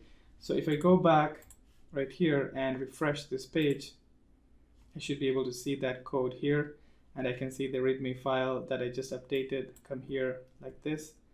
So I have all that here. I have the tasks, and if I look into the main file in the task, I see all the tasks related to that. So I'm good here. All right, so now I have a role created here. The next step is to import that to Ansible Galaxy. So if I go back to Ansible Galaxy, and if I go into my roles, it's going to perform a search automatically and list the repositories that it finds. So I'm just going to refresh. So it's already found the new repository that I created called Ansible-role-MySQL. And by clicking on this, it will now try to import that particular role. And as you can see, it's successful. So if I click on the role, you can see information about the role here. So the platforms that it supports, the name of the role, the minimum version, all of this information is coming from the from the meta file, the tags that we provided. And then here you can see the command for installation. So if I'd like to install this role for any purpose in the future, or if anybody wants to reuse this particular role in the future, they can just run this command and it'll import this role into their project. If I now go to explore, if I go to browse roles, and if I search for MySQL, there are already a lot of MySQL roles, but these are not mine. If I search for author, and if I search by my name, I will actually see the MySQL role come up here. So, and then the users will be able to see the role, and you can see the downloads in the future. And they also have a link directly to the GitHub repository to find the role. So this is one way for searching role. Another way to search for roles is to search through using the Ansible Galaxy command. So I'm going to do Ansible-Galaxy search and MySQL, and I will be able to see all the MySQL roles that are available out there, and a brief description. And you can easily import, and here you see there's the role that I just created. Okay, so this description was supposed to be a description of the repository and not my description. So yeah, you can see there are hundreds of MySQL roles available out there for various purposes. So before you create a role on your own, make sure you search Ansible Galaxy for any existing role, look at the license on those roles, and reuse.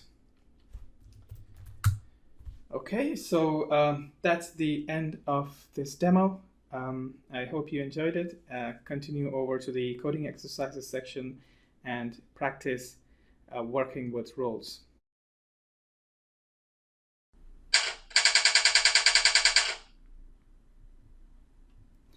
Hello and welcome to this lecture. My name is Mumshad Manambeth and we are learning advanced Ansible topics.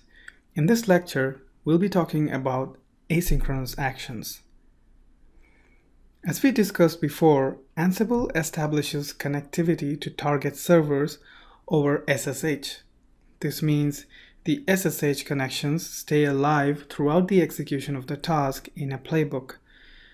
At times, we may want to execute a long-running task or a process that exceeds the SSH timeout, or we may simply not want the SSH connection to stay alive throughout the operation, instead invoke the process and check on it at a later time, or we may want to run multiple processes at once and check on them later.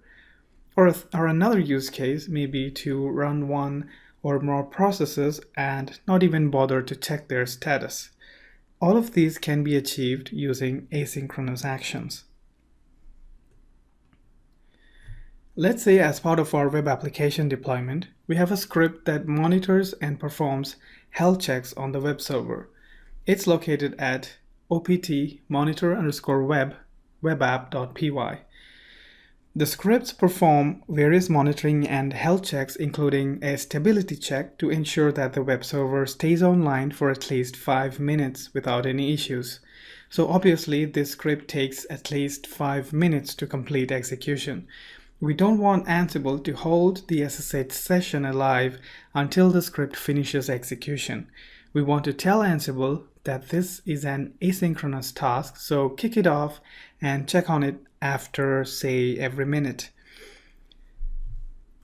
So we use the async directive to specify the maximum time we would expect the task to execute. In our case, let's say 6 minutes, considering the other checks that needs to be performed.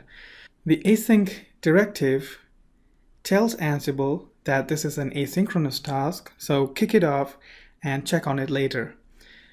And how frequently does Ansible check the status of the script? Now, by default, Ansible checks every 10 seconds. If you want to change that, use the poll directive. We don't want to check every 10 seconds as we think that's too often. And we don't want to wait for 5 minutes because what if the script fails after the first minute? We don't want to waste the remaining 4 minutes waiting for Ansible to check the status. So checking every minute seems good. So we set the poll value to 60. Let's add another task to monitor, say, the database. And we will give it 6 minutes to execute and poll every 60 seconds, just like the previous task. What happens here? When Ansible starts execution, it first executes the first task, but it's still going to wait for that task to finish. Asynchronous does not mean Ansible is going to run that and move forward. It's going to monitor the status of the script and wait until the time specified is elapsed. In this case, 360 seconds. So in this case, it's going to run the first check and then wait for about 6 minutes for it to finish, and then run the second check for monitoring the database and wait for 6 minutes for that to finish. What we could do is save a lot of time by running both of them in parallel. So we would like to run the first task and have Ansible move immediately to the second task and kick off the second check, and then wait for both tasks to finish at the end. We could do this by setting poll value to 0. By setting a poll value to 0, we're asking Ansible not to wait there polling the task, instead immediately go to the next task. In this case, Ansible will go ahead to the next task. However, immediately after kicking off the second monitoring task, Ansible will exit. We haven't done anything to make Ansible wait for the task to finish at the end. In order to do that, we must first register the result of these tasks to a variable. So in this case, we are registering the result of the first task, which is monitoring web application, to a variable called webapp_result, and we are registering the result of the second task, which is to monitor the database, to a variable database_result. And then we're going to have a new task to the end called check status of the task, and we use the async_status module to check the status of the task. So one of the parameters that the async_status module takes is a job ID, and we could get the job ID for the previous task using webapp_result, which is what we registered, .ansible_job_ID. So there we are passing in the job ID for the previous task, and then we're going to wait here until that task is finished. Now remember, all the modules do not support async. So you need to make sure that whatever module you're using supports async.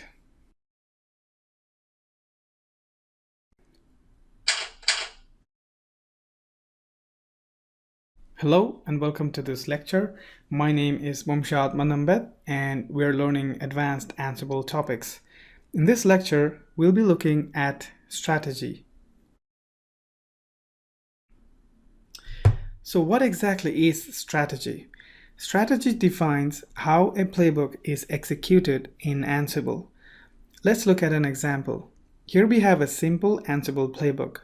Note that the actual code related to each task is hidden, but we have seen a lot of that before. So just think of them as tasks defined properly in an Ansible playbook. Let's look at the playbook at a high level. With this playbook, we are trying to install a web application on a single server in an all-in-one mode, meaning we will have a database and web server running on the same system. The tasks run by Ansible are to install dependencies, install MySQL, start the database, install Flask, and finally run the web server. It's pretty straightforward since we have a single server. When Ansible runs, it completes one task after the other. It installs the dependencies, then proceeds on to the next task of installing MySQL, and then starts the service, and then installs Flask, and then finally runs the web server. All good here. Now let's see how it works when there are multiple servers involved.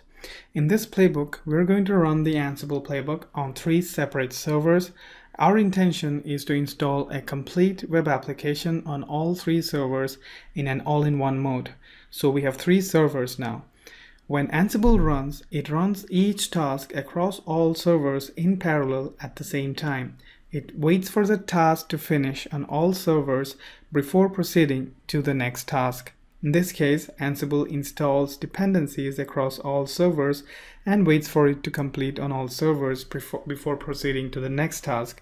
And then it installs MySQL database on all servers, and then starts the database on all servers, installs the Flask dependency on all servers, and finally runs the web server on all servers. So this is called linear strategy, and this is the default strategy for Ansible. Another strategy that is available with Ansible is called free. To enable a new strategy, use the strategy directive and specify the strategy name, in this case, free. Obviously, if you don't specify any strategy, as we have been doing so far, it will use the default strategy, which is linear. In this case, each server runs all of its tasks independent of the other server and does not wait for the task to finish on the other servers. So each server can go right to the end as fast as it can without bothering about any of the other servers. There's also a third option. Let's say we have 5 servers, but we would like Ansible to execute 3 at a time. This is where batch processing helps us. This is not a separate strategy. This is based on the linear strategy, but you can control the number of servers executed at once or in a batch. In the playbook, we do not have a strategy option, so it uses linear strategy by default.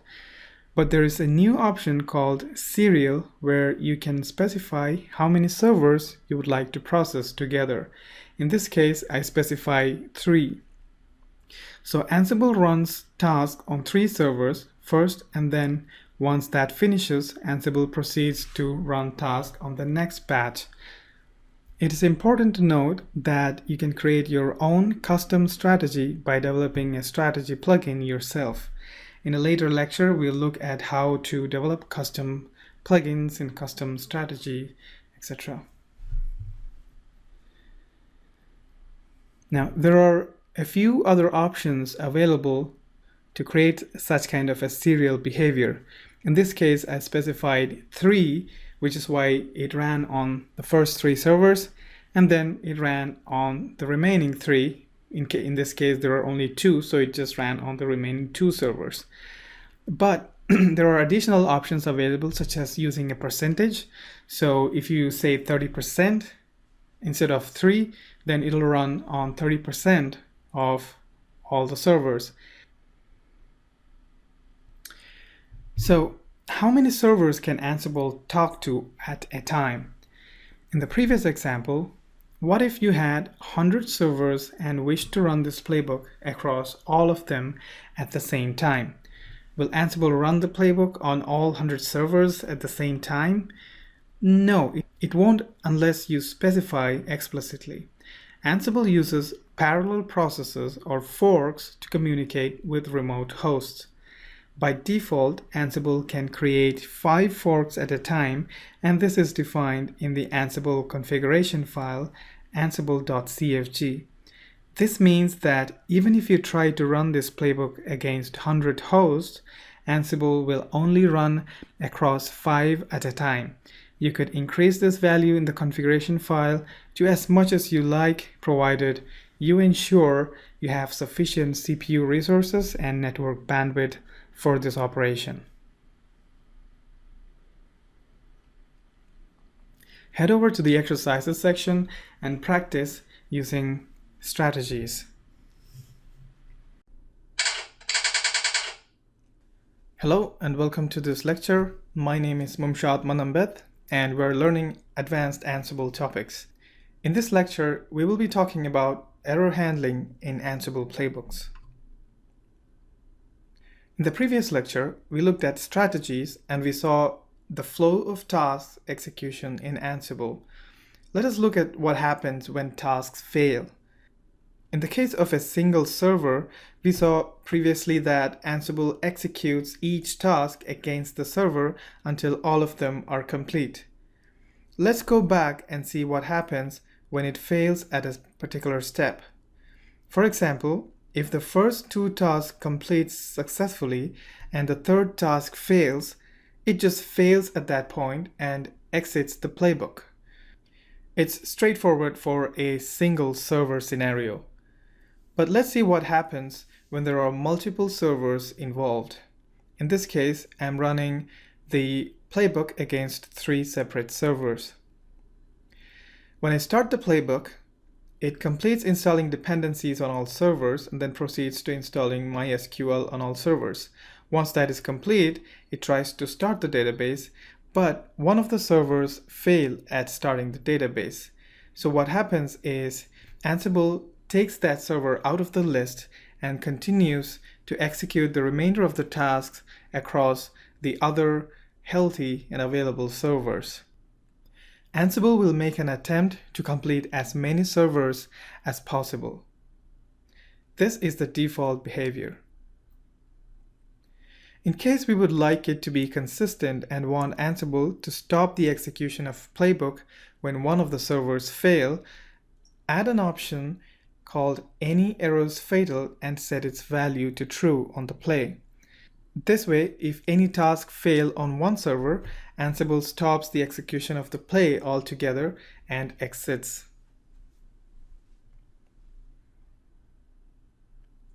At the end of our web application playbook, we would like to add a new task to send out a notification email stating that the web server is ready.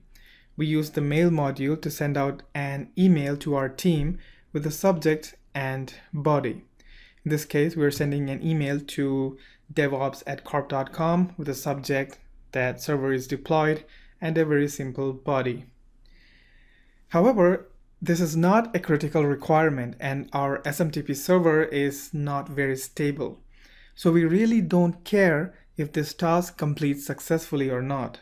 Even if the mail doesn't go through at times, we're still okay and we don't want the playbook to fail because of it. It's just a good to have feature. To ignore errors, we could simply set ignore errors to yes on the task. Then the playbook execution will not stop and fail. Instead, it'll simply ignore the error and continue. Next, we would like to do some error checking. For example, we would like to check the contents of a file called server.log and fail the playbook if it has any errors in it. For this, we use the command module to execute a cat var log server.log command. This command returns the contents of the file. As long as the file is present and readable, the task will complete successfully. However, as discussed, we would like to fail the playbook in case there are errors inside the file. For this, we are first going to register the result of the command in a variable called command_output, and then we're going to use the failed_when directive. We will write a condition in it to look for the word error in the command output. If it exists, Ansible will fail the play because the value of failed when will then be true. If it doesn't exist, then the value in failed when will be false, and so it just continues as normal. Head over to the exercises section and practice using ignore errors and any errors fatal options.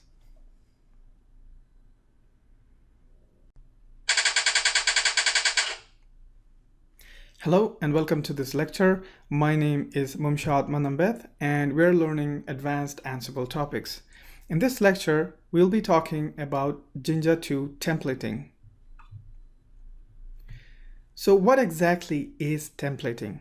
For those of you who are new to templating, it is a process of generating dynamic content or expressions. In fact, we have already used templating in some of our playbooks. In this module, we will go a little bit deeper into templating and understand the various options available. For example, I have a sentence called "My name is Mumshad Manambeth." Here, the name itself is a variable, so it should form the sentence with the value in the variable and not a static name as I have it here. So I will replace my name with a variable surrounded by a double curly brackets. The double curly brackets indicate that the text inside it is a variable. Every expression in Ansible will be evaluated as a template before being processed by a task in Ansible. An easy way to test and play around with Jinja 2 templating using Ansible is to use the debug module. The debug module lets you print a simple message out to the screen. So in the playbook, I create a simple debug task to print a message that uses templating. Remember to define the variable in the play to use it in the template. As I have it here, I have defined under vars my_name to be my name, and then the same variable my_name is used in the message.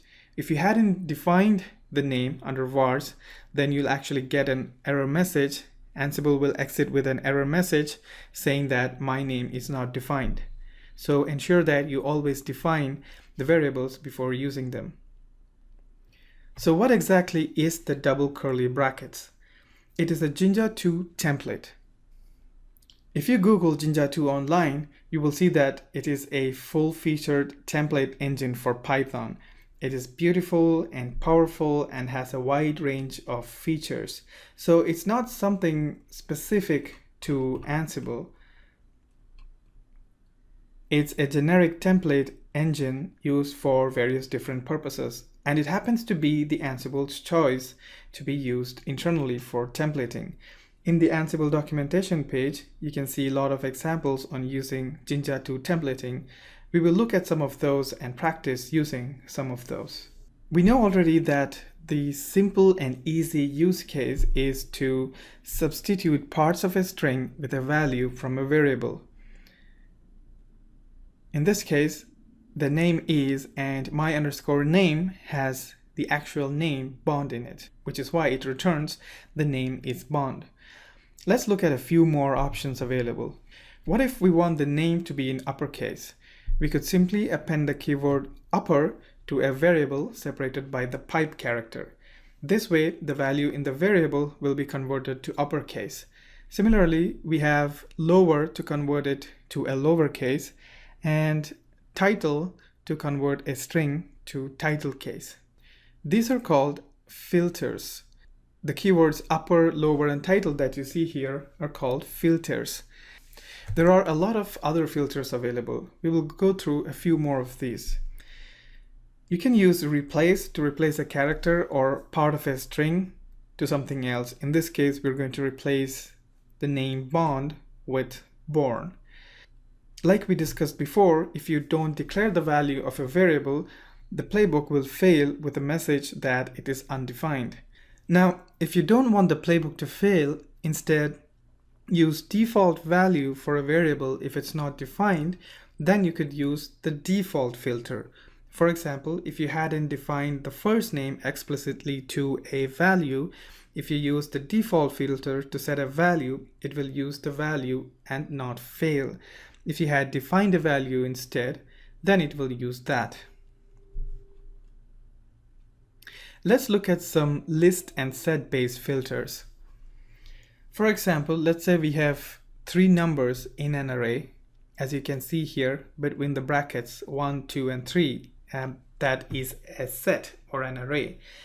If you'd like to get the lowest number from that, you could use the min filter, and so in this case it'll return 1.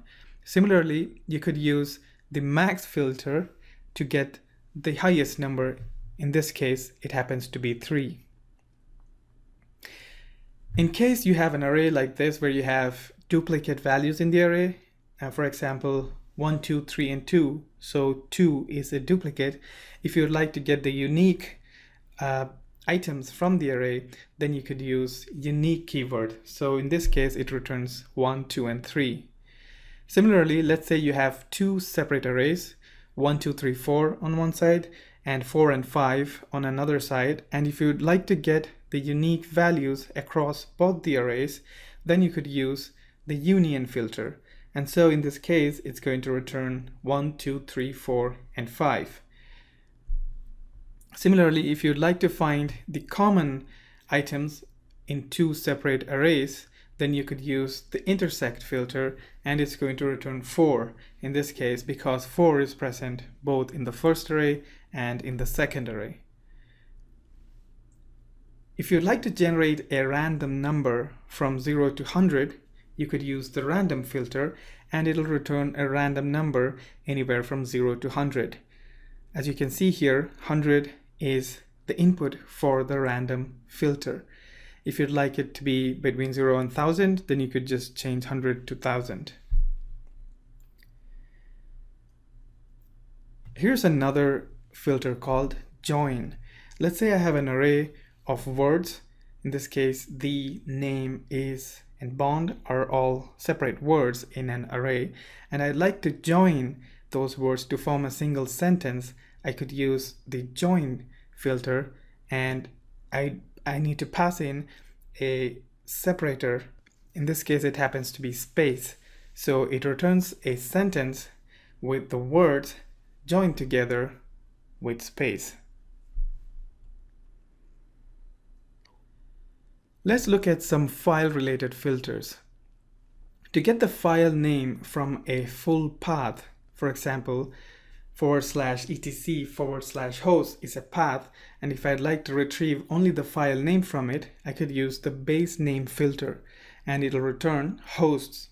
Now it doesn't work exactly the same way in Windows because Windows has a different slash. Windows uses the backward slash. So if you would like to make it work for Windows, then you need to use win_base name. So in this case, it returns hosts in a Windows style path name.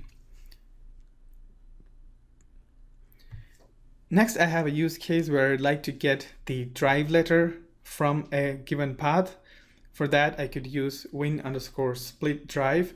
And what it's basically going to do is it's going to split the given path between drive and the actual path to the file, and it returns an array. It doesn't actually return the drive itself, it returns an array containing 2 elements.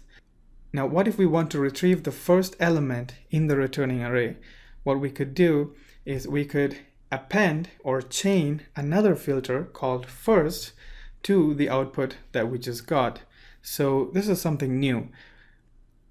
First, we have the win_split drive filter, which returns an array of 2 elements, and then we could append the first filter to it to retrieve the first element in the array. Similarly, we could use the last filter to get the last element in the array. And this way, you could chain as many filters as you want. There are a lot of additional filters available, and the best way to find them is to look up the Jinja 2 documentation first. So if you go through here, you will get to see a lot of filters available. Under the Jinja 2 documentation, if you go to the list of built-in filters, you will find a lot of built-in filters available. For example, capitalize, center, first that we just saw, and there are hundreds of built-in filters available. This is one way. Another way is to go to the Ansible documentation, and if you look up under playbooks and templating, you will find filters for formatting data, and here you have a lot of filters, its usage, and a lot of examples. So this is another source to find a list of built-in filters. Later in this course, we will also see how to build a custom filter. So if you cannot find a filter that you're interested in and you'd like to write your own logic, then you can do that as well. So we look at that in one of the later lectures. So go ahead to the coding exercises and play around with filters and Jinja 2 templating.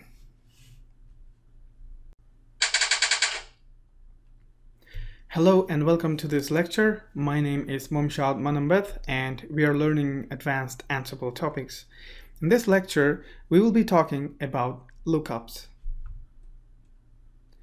So far, we've been storing credentials for our target servers inside the inventory file. What if there are too many servers, or if this information is already available elsewhere? Let's say we have the credentials of the servers stored in a CSV file in a hostname and password format, the first column being the hostname and the second column being the password. To read the contents of the file while Ansible playbook is running and to get the password associated to a host, we can use the lookup plugin. This is how we use the lookup plugin.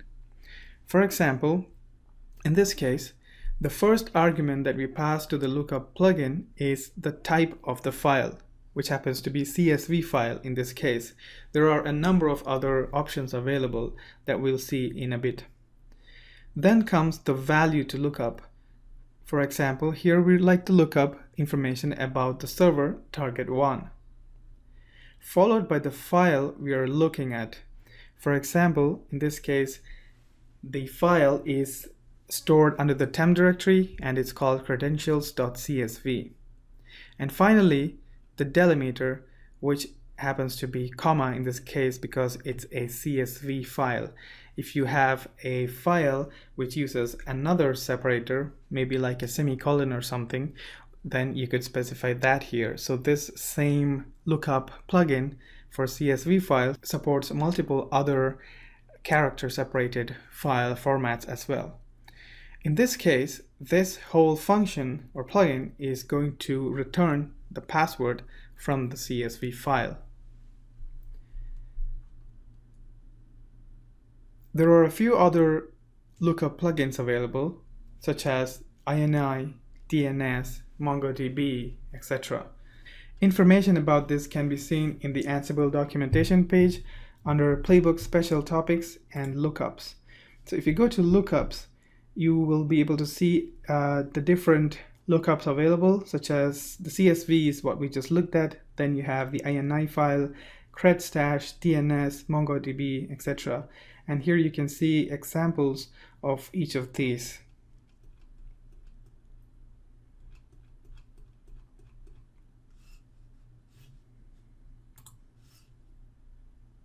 Head over to the coding exercises section and practice using lookups. We will practice using two types of lookups. One is the CSV file and the other is the INI file.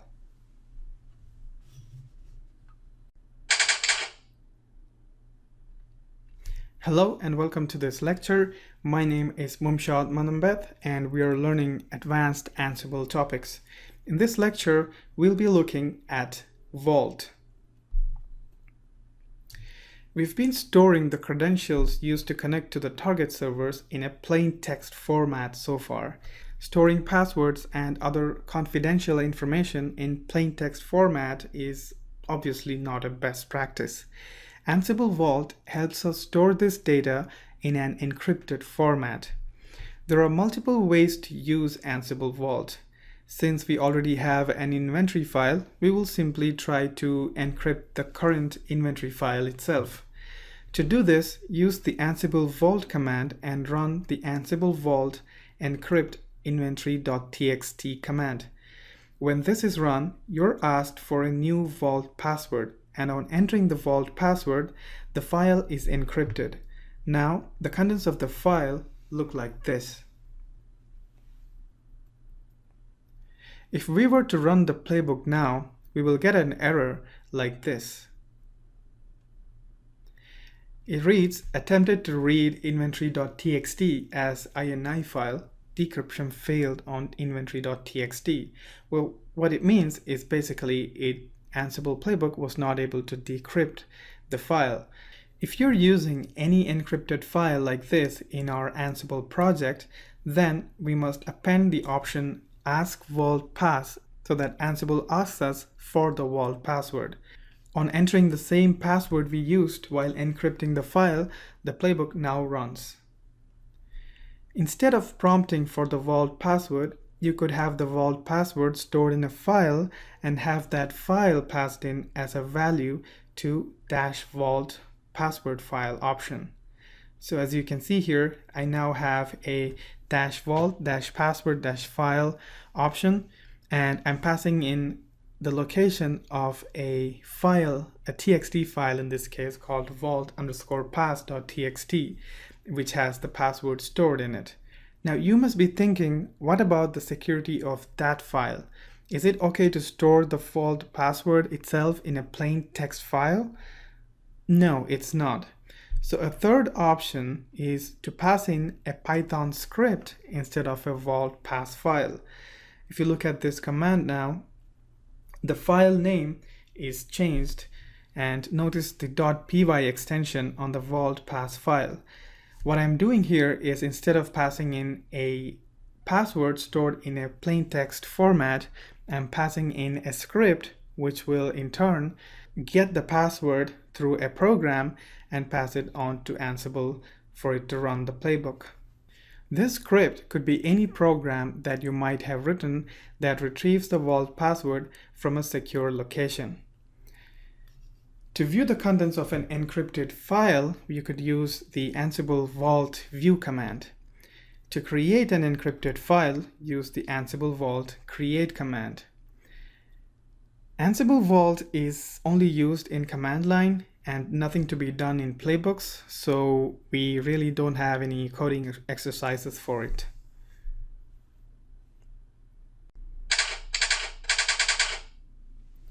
Hello and welcome to this lecture. My name is Mumshad Manambeth and we are learning advanced Ansible topics. In this lecture, we'll be looking at dynamic inventory. Now we're getting it into a little bit more advanced concepts. Going forward, we'll be looking at some Python code behind the scenes, so you will need to know some basic Python scripting. So far, we've seen inventory files in a plain text format, something like this. This is the simplest way of defining list of servers we would like to work with. But more often than not, we may want to pull this information down from an external source like a CMDB database or through a cloud platform API of some kind. That's where dynamic inventory comes in handy. So dynamic inventory is inventory information that Ansible retrieves programmatically when the Ansible playbook is run, as opposed to us defining it in a static inventory text file. Let's look at a really simple example first. We have a static inventory file that looks like this on the left. The command to execute an Ansible playbook using this is to pass in the inventory.txt file as a parameter to the -i argument. The simplest way to understand dynamic inventory is to convert the same inventory file into a Python script. To use a dynamic inventory file using a script, the command looks the same except for the file name changing to a script with the .py extension. So I have a new file now called inventory.py, which is a Python script, and all I'm doing for now is to print the same inventory details in a JSON format. What Ansible does internally is to run this inventory script and use the output as inventory information. Our script is not very dynamic right now, but we could easily modify it to pull information from anywhere and print it here. We will see some real dynamic inventory scripts later on. Let's take a close look at the inventory script. Currently, it's very simple. Starting at the top, you must specify what environment to run this script in this case Python, using the shebang. Otherwise, Ansible will try to execute it as a bash script and it won't work. Next is retrieving the inventory information. In this case, we have statically defined it here, but instead of this, you can have code in here to retrieve the actual inventory information from some external sources like a CMDB or some kind of API. The format should be in JSON and it must be a dictionary of groups. In this case, I have divided the servers into databases and web. Inside each group, you must have a list of hosts and variables that are assigned to that group. In this case, Ansible SSH pass and Ansible SSH host. If you look at the JSON details here, I have databases, which is the group, and under databases, I have hosts, in which I have a list of hosts. In my case, db_server is that host. Similarly, I have web group and I have host called web_server in that group. The variables here which are defined under vars are the group variables. So these will be assigned to all servers in that particular group. Finally, we have the main function right here at the bottom, and the main function prints the data, the JSON data, in a string format using the json.dump call. And that's basically it. And that's our simple dynamic inventory script. There are a couple of things more to handle. When Ansible executes this script, it will pass in one of the two arguments. One is called --list and the other is --host followed by a host name. The first one should output a JSON encoded dictionary of all groups, just like what we have now. In case of the second, it must print a dictionary of variables to make available to that particular host. For example, web in this case, has these two variables available. To handle these arguments, we will add a new function called read CLI args, and inside that, read the two arguments. Then we will modify our main function to read the CLI arguments first and print inventory data in case of list and some empty data in case of host. As you might have guessed already, there are a lot of dynamic scripts available readily for us to use. There are scripts available for Cobbler, AWS, Azure, Google Compute Engine, OpenStack, VMware, Docker, etc. A full list can be found on the Ansible GitHub page.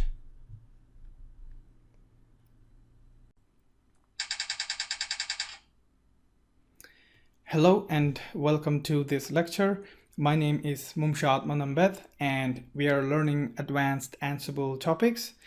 In this lecture, we will be looking at custom modules. First of all, let's recap modules. We have worked with a number of modules through this course in our playbooks. Let's take this sample playbook. Modules are each item in the tasks list that performs an actual operation or a check. In this case, firewall D, service, command, debug are all modules. As discussed before, there are a lot of modules available readily with Ansible for various purposes, such as system-specific commands, files, databases, cloud, Windows, and more. These are all Python codes developed for certain purposes, and later in this lecture we will go through a demo of looking at some of these built-in modules. But what if none of these modules satisfy our needs? What if we want to do something custom? What if we want to develop a custom module that can be used for a specific purpose in our project? Let's start with a really simple example. Here we have the debug module that prints any given message onto the screen. We would like to develop a custom debug module that also prints the message but with an additional date prefixed to it. It's a really simple basic use case. This is a sample program. So in order to develop a custom module, we have to develop a custom Python script. This script will be placed under the modules directory along with all the other or existing modules, or this script can be placed under a library directory under your project, and you can point Ansible to this library directory using an environment variable. So let's look at the script for a second. Here we have a sample program. First, what we do in this program is we import the JSON modules because it is used by our program later on. So as you can see, we import JSON. If JSON module isn't available, then we import simple JSON. Then we import the Ansible module. Ansible module is a built-in class that helps us parse the arguments passed to our module. So it is easy to use that for parsing the arguments. Otherwise, we will have a hard time parsing it ourselves. Then in our main function, we instantiate the Ansible module by providing our argument spec. The argument spec is a dictionary containing a set of arguments we expect for the module. Just to refresh your memory, the message is one of the arguments here. Under the custom debug module that we are newly developing, MSG is an argument that we are expecting the user to pass, and that particular argument is received in the main function while instantiating the Ansible module like this. Similarly, for all the arguments we expect, we must list them here one after the other. We could also specify if the argument is required or not, and then the type of the argument and a default value. In this case, required equals true means that the argument is required, and type equals string indicates that the argument that will be passed in by the user is a string. We then read the value of the message parameter using the module.params property. Then we print the result in a JSON encoded format and exit the program. So this is where our custom code is. This is where we are prefixing the message with the current time. And right after we do that, we exit the program with a 0 exit code because it was successful. If there's an error, we catch that error and we exit the program with an exit code 1. To improvise this a little bit, we could replace this whole section of printing and exiting with a built-in call available with the Ansible module called module.exitJSON. Module.exitJSON prints the message and any other properties that you pass in here to the screen and exits with exit code 0. Module.failJSON prints the error message you pass in and exits the module using exit code 1, indicating that there was an error. Remember not to print anything else on the screen. The output of this module should strictly be JSON encoded. As per the Ansible best practices, there are a few more items required for a complete Ansible module. One of it is documentation. When you run the Ansible doc command with a module name, it lists the help file or man page for that particular module. In this case, I ran the ansible-doc debug command and it printed the documentation page for that particular module.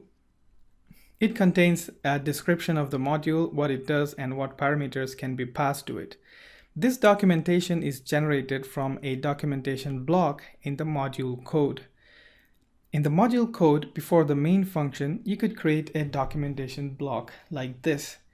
This particular block is in a YAML format and it has the module name, a short description, a long description, the version, the author's name, some requirements, and the options, which are the arguments that are passed to this particular module. Another one of the best practices is examples. Ansible-doc command also outputs few example use cases of the module. This documentation is generated from an examples blocks in the module code. If you look at the module code right after documentation, here you have an example block. This is what will be used by the Ansible-doc command to show an example usage of the module to the user when he runs the Ansible-doc debug command. So where are these files created? By default, all built-in modules are located under modules directory in Ansible folder under dist-packages in Python. If you need the custom module to be made available for a role, you could put this under a library folder in your role and it will automatically be made available to the playbook. Or if you need to make it available for multiple projects, you could store it anywhere and specify the path using Ansible_library environment variable. Let's first look at the GitHub page for Ansible to see some code for the built-in modules. If you go to the Ansible GitHub page and under Ansible, if you go into the modules directory, you can see all the list of built-in modules available here, categorized by the purpose. For example, let's take a look at one of the built-in modules. Under commands, we're going to look at command.py. Command.py is the command module. If you look at it, as we discussed before, you could see the documentation block here. So this is what shows the documentation of this command to the user. And then here you have the examples block showing a few of the command module examples.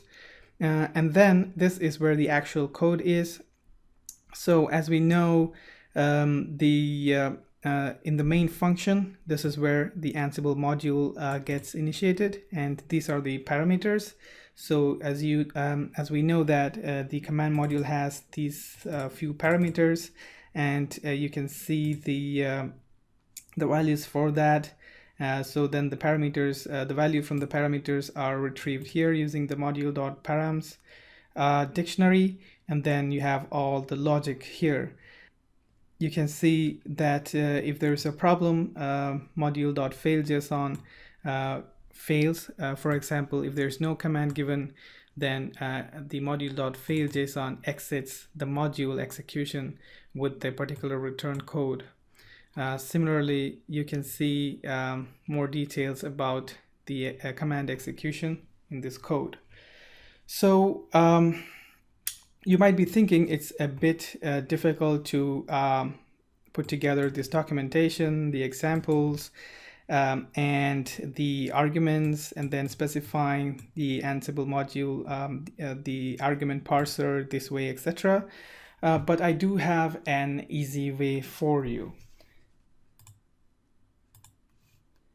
So there's this tool, this open source tool that I've been working on called Ansible Playable. So if you go to the website ansible-playable.com, you will be able to see this project, and you can see it, the project information on GitHub as well. So if this is the first time you're looking at this project, feel free to watch through these videos for overview and getting started.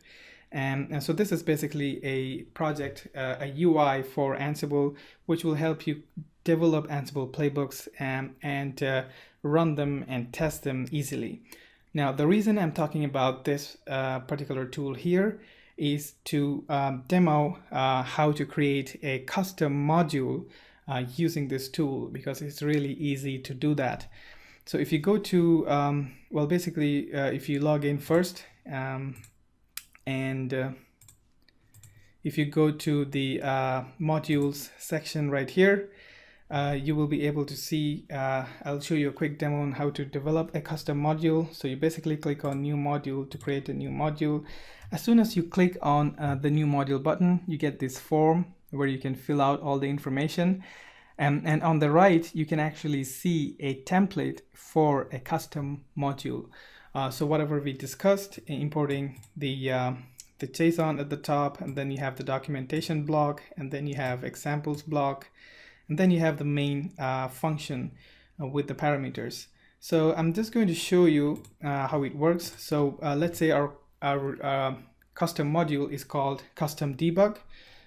So when I type in the name, you can see that on the right, it's automatically updating the name of the module and in the documentation section. And so I'm going to say version 0.1, my name,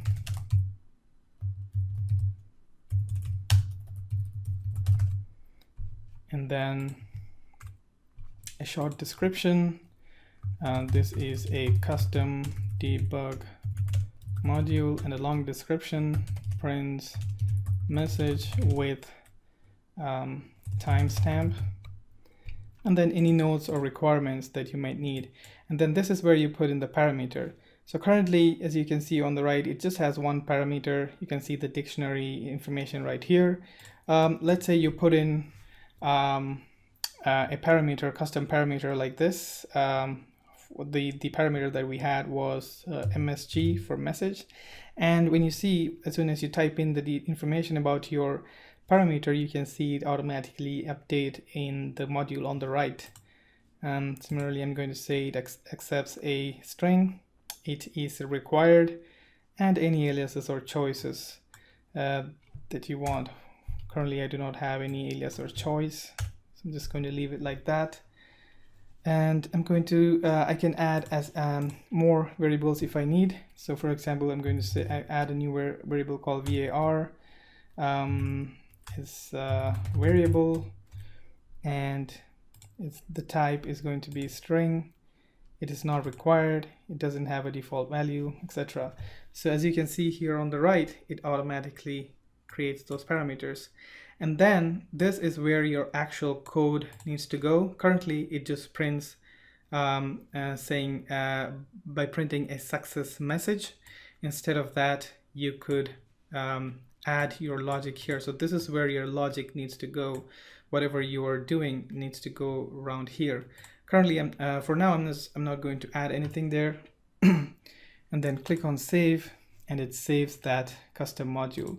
So you can basically take this now and use it in your project. This tool also has the ability to test the custom module. So if you click on test, it actually brings up a prompt with the list of key value pairs that you need to pass in.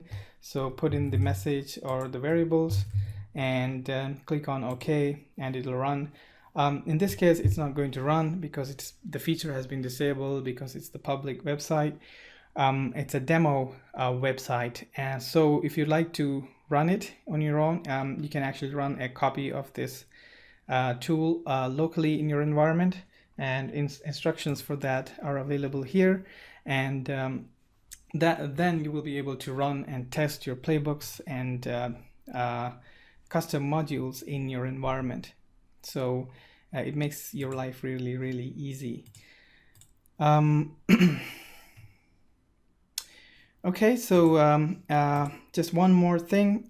When you look at the Ansible documentation for developing a custom module, after developing a custom module, Ansible provides a tool to test your custom modules. If you look at the Ansible documentation page, you will see instructions to test your custom modules. So under unit testing, you'll be able to see instructions for testing your custom modules. So that's about it. Thanks for your time, and I hope this was a useful session.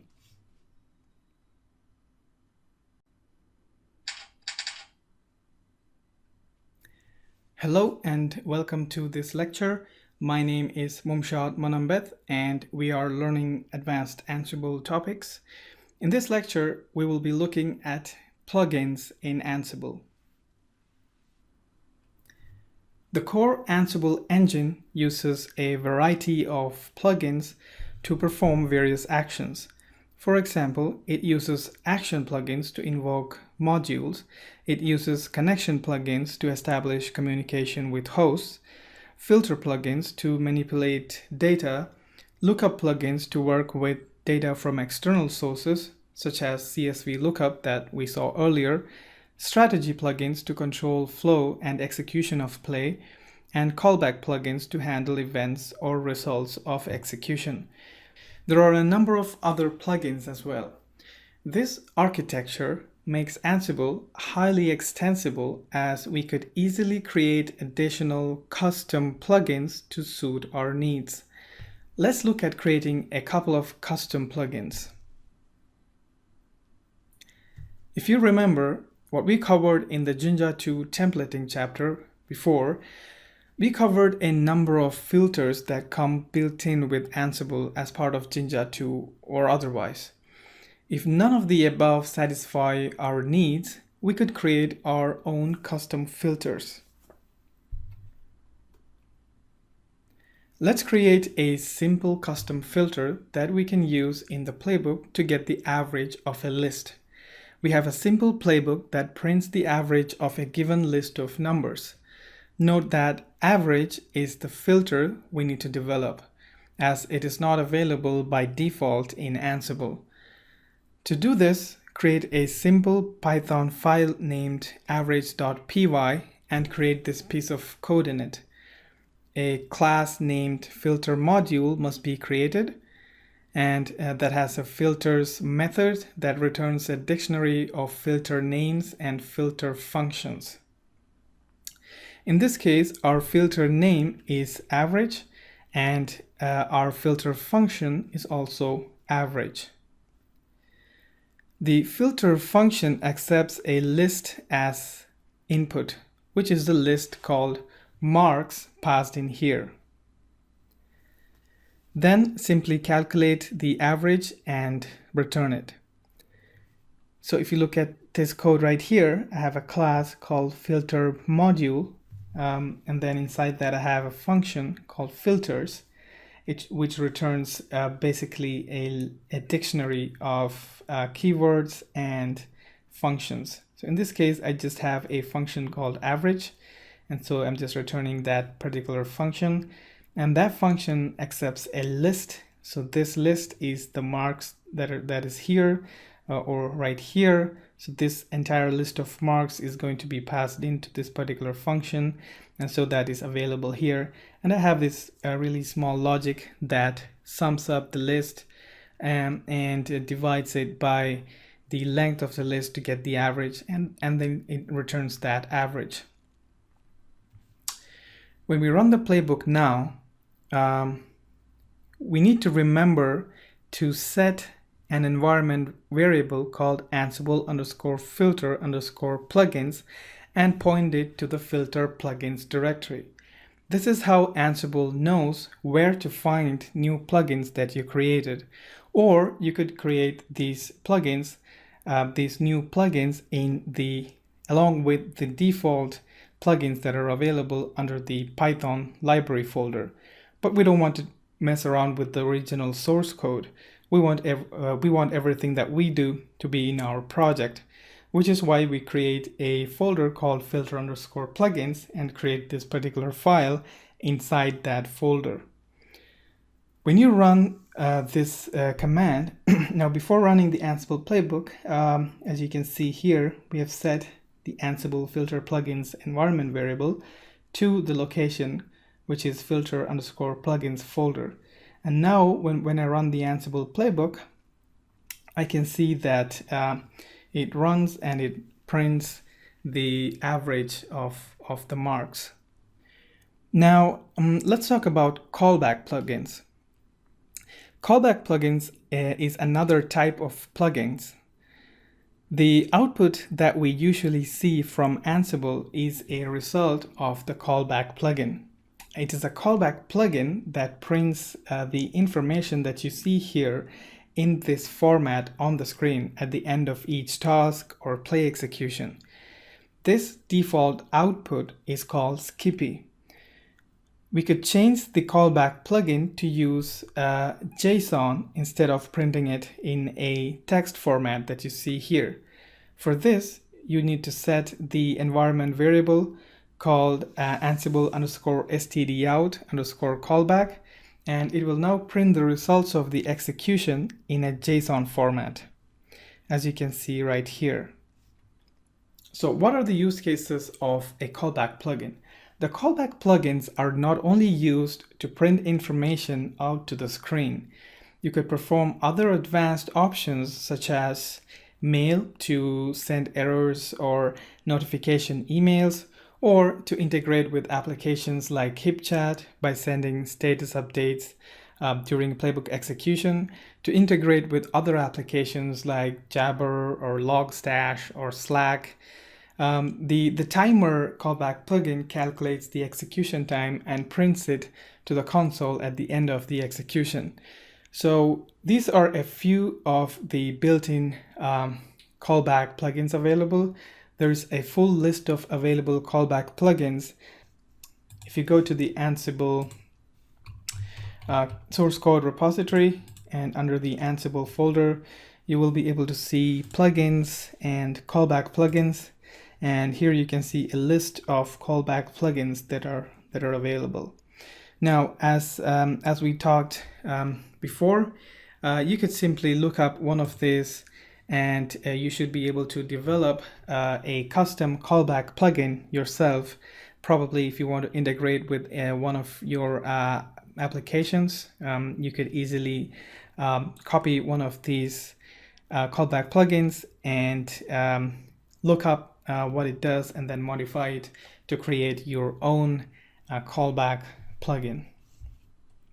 So let's take a quick look at how a custom callback plugin can be developed.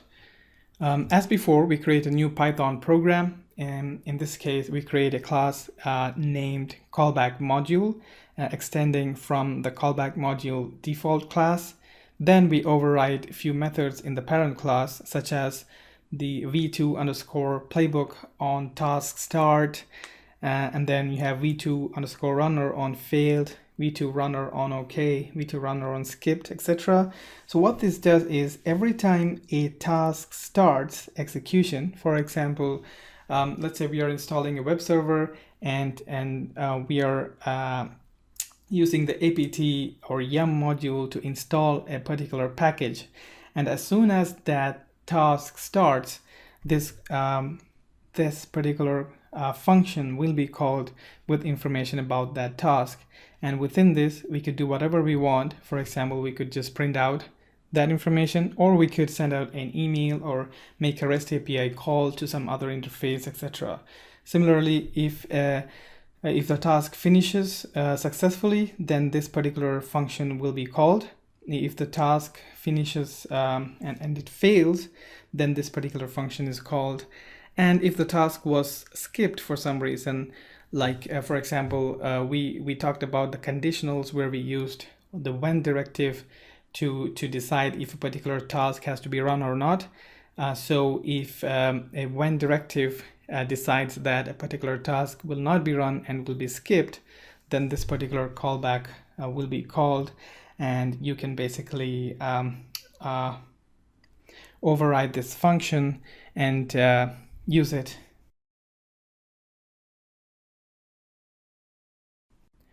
Okay, so we are at the end of the advanced Ansible course. So together in the basic and advanced courses, we discussed what Ansible is, how to set up and install Ansible and get started with Ansible, what YAML files are, what inventory files are, what playbooks look like and how to develop playbooks, what are variables and how they're defined, what conditionals and loops and roles are. And in this course, specifically, we discussed more details on roles, how to develop your own custom roles and how to share it with the community, or how to search and use roles from the Ansible Galaxy community. We discussed what asynchronous functions are and how to use them. We discussed about error handling, Jinja to templating, lookups to look up information from external sources like CSV files, etc. We learned about Vault and how to secure information using Ansible Vault. We discussed about dynamic creating dynamic or custom modules like dynamic inventory files or scripts, how to develop custom modules, filters, plugins, or callback plugins, etc. And we also practiced a lot of various playbooks for different use cases. You should now be confident in developing your own Ansible playbooks or even custom modules and plugins. Always remember to refer to the Ansible documentation page at all times for updates or information about new modules or instructions on using them. Thank you so much for your time, and I hope you had a good learning experience. Do let me know your feedback, and I really value your feedback. I'm constantly looking to improve the course. Once again, thank you very much for your time, and I hope to hear from you.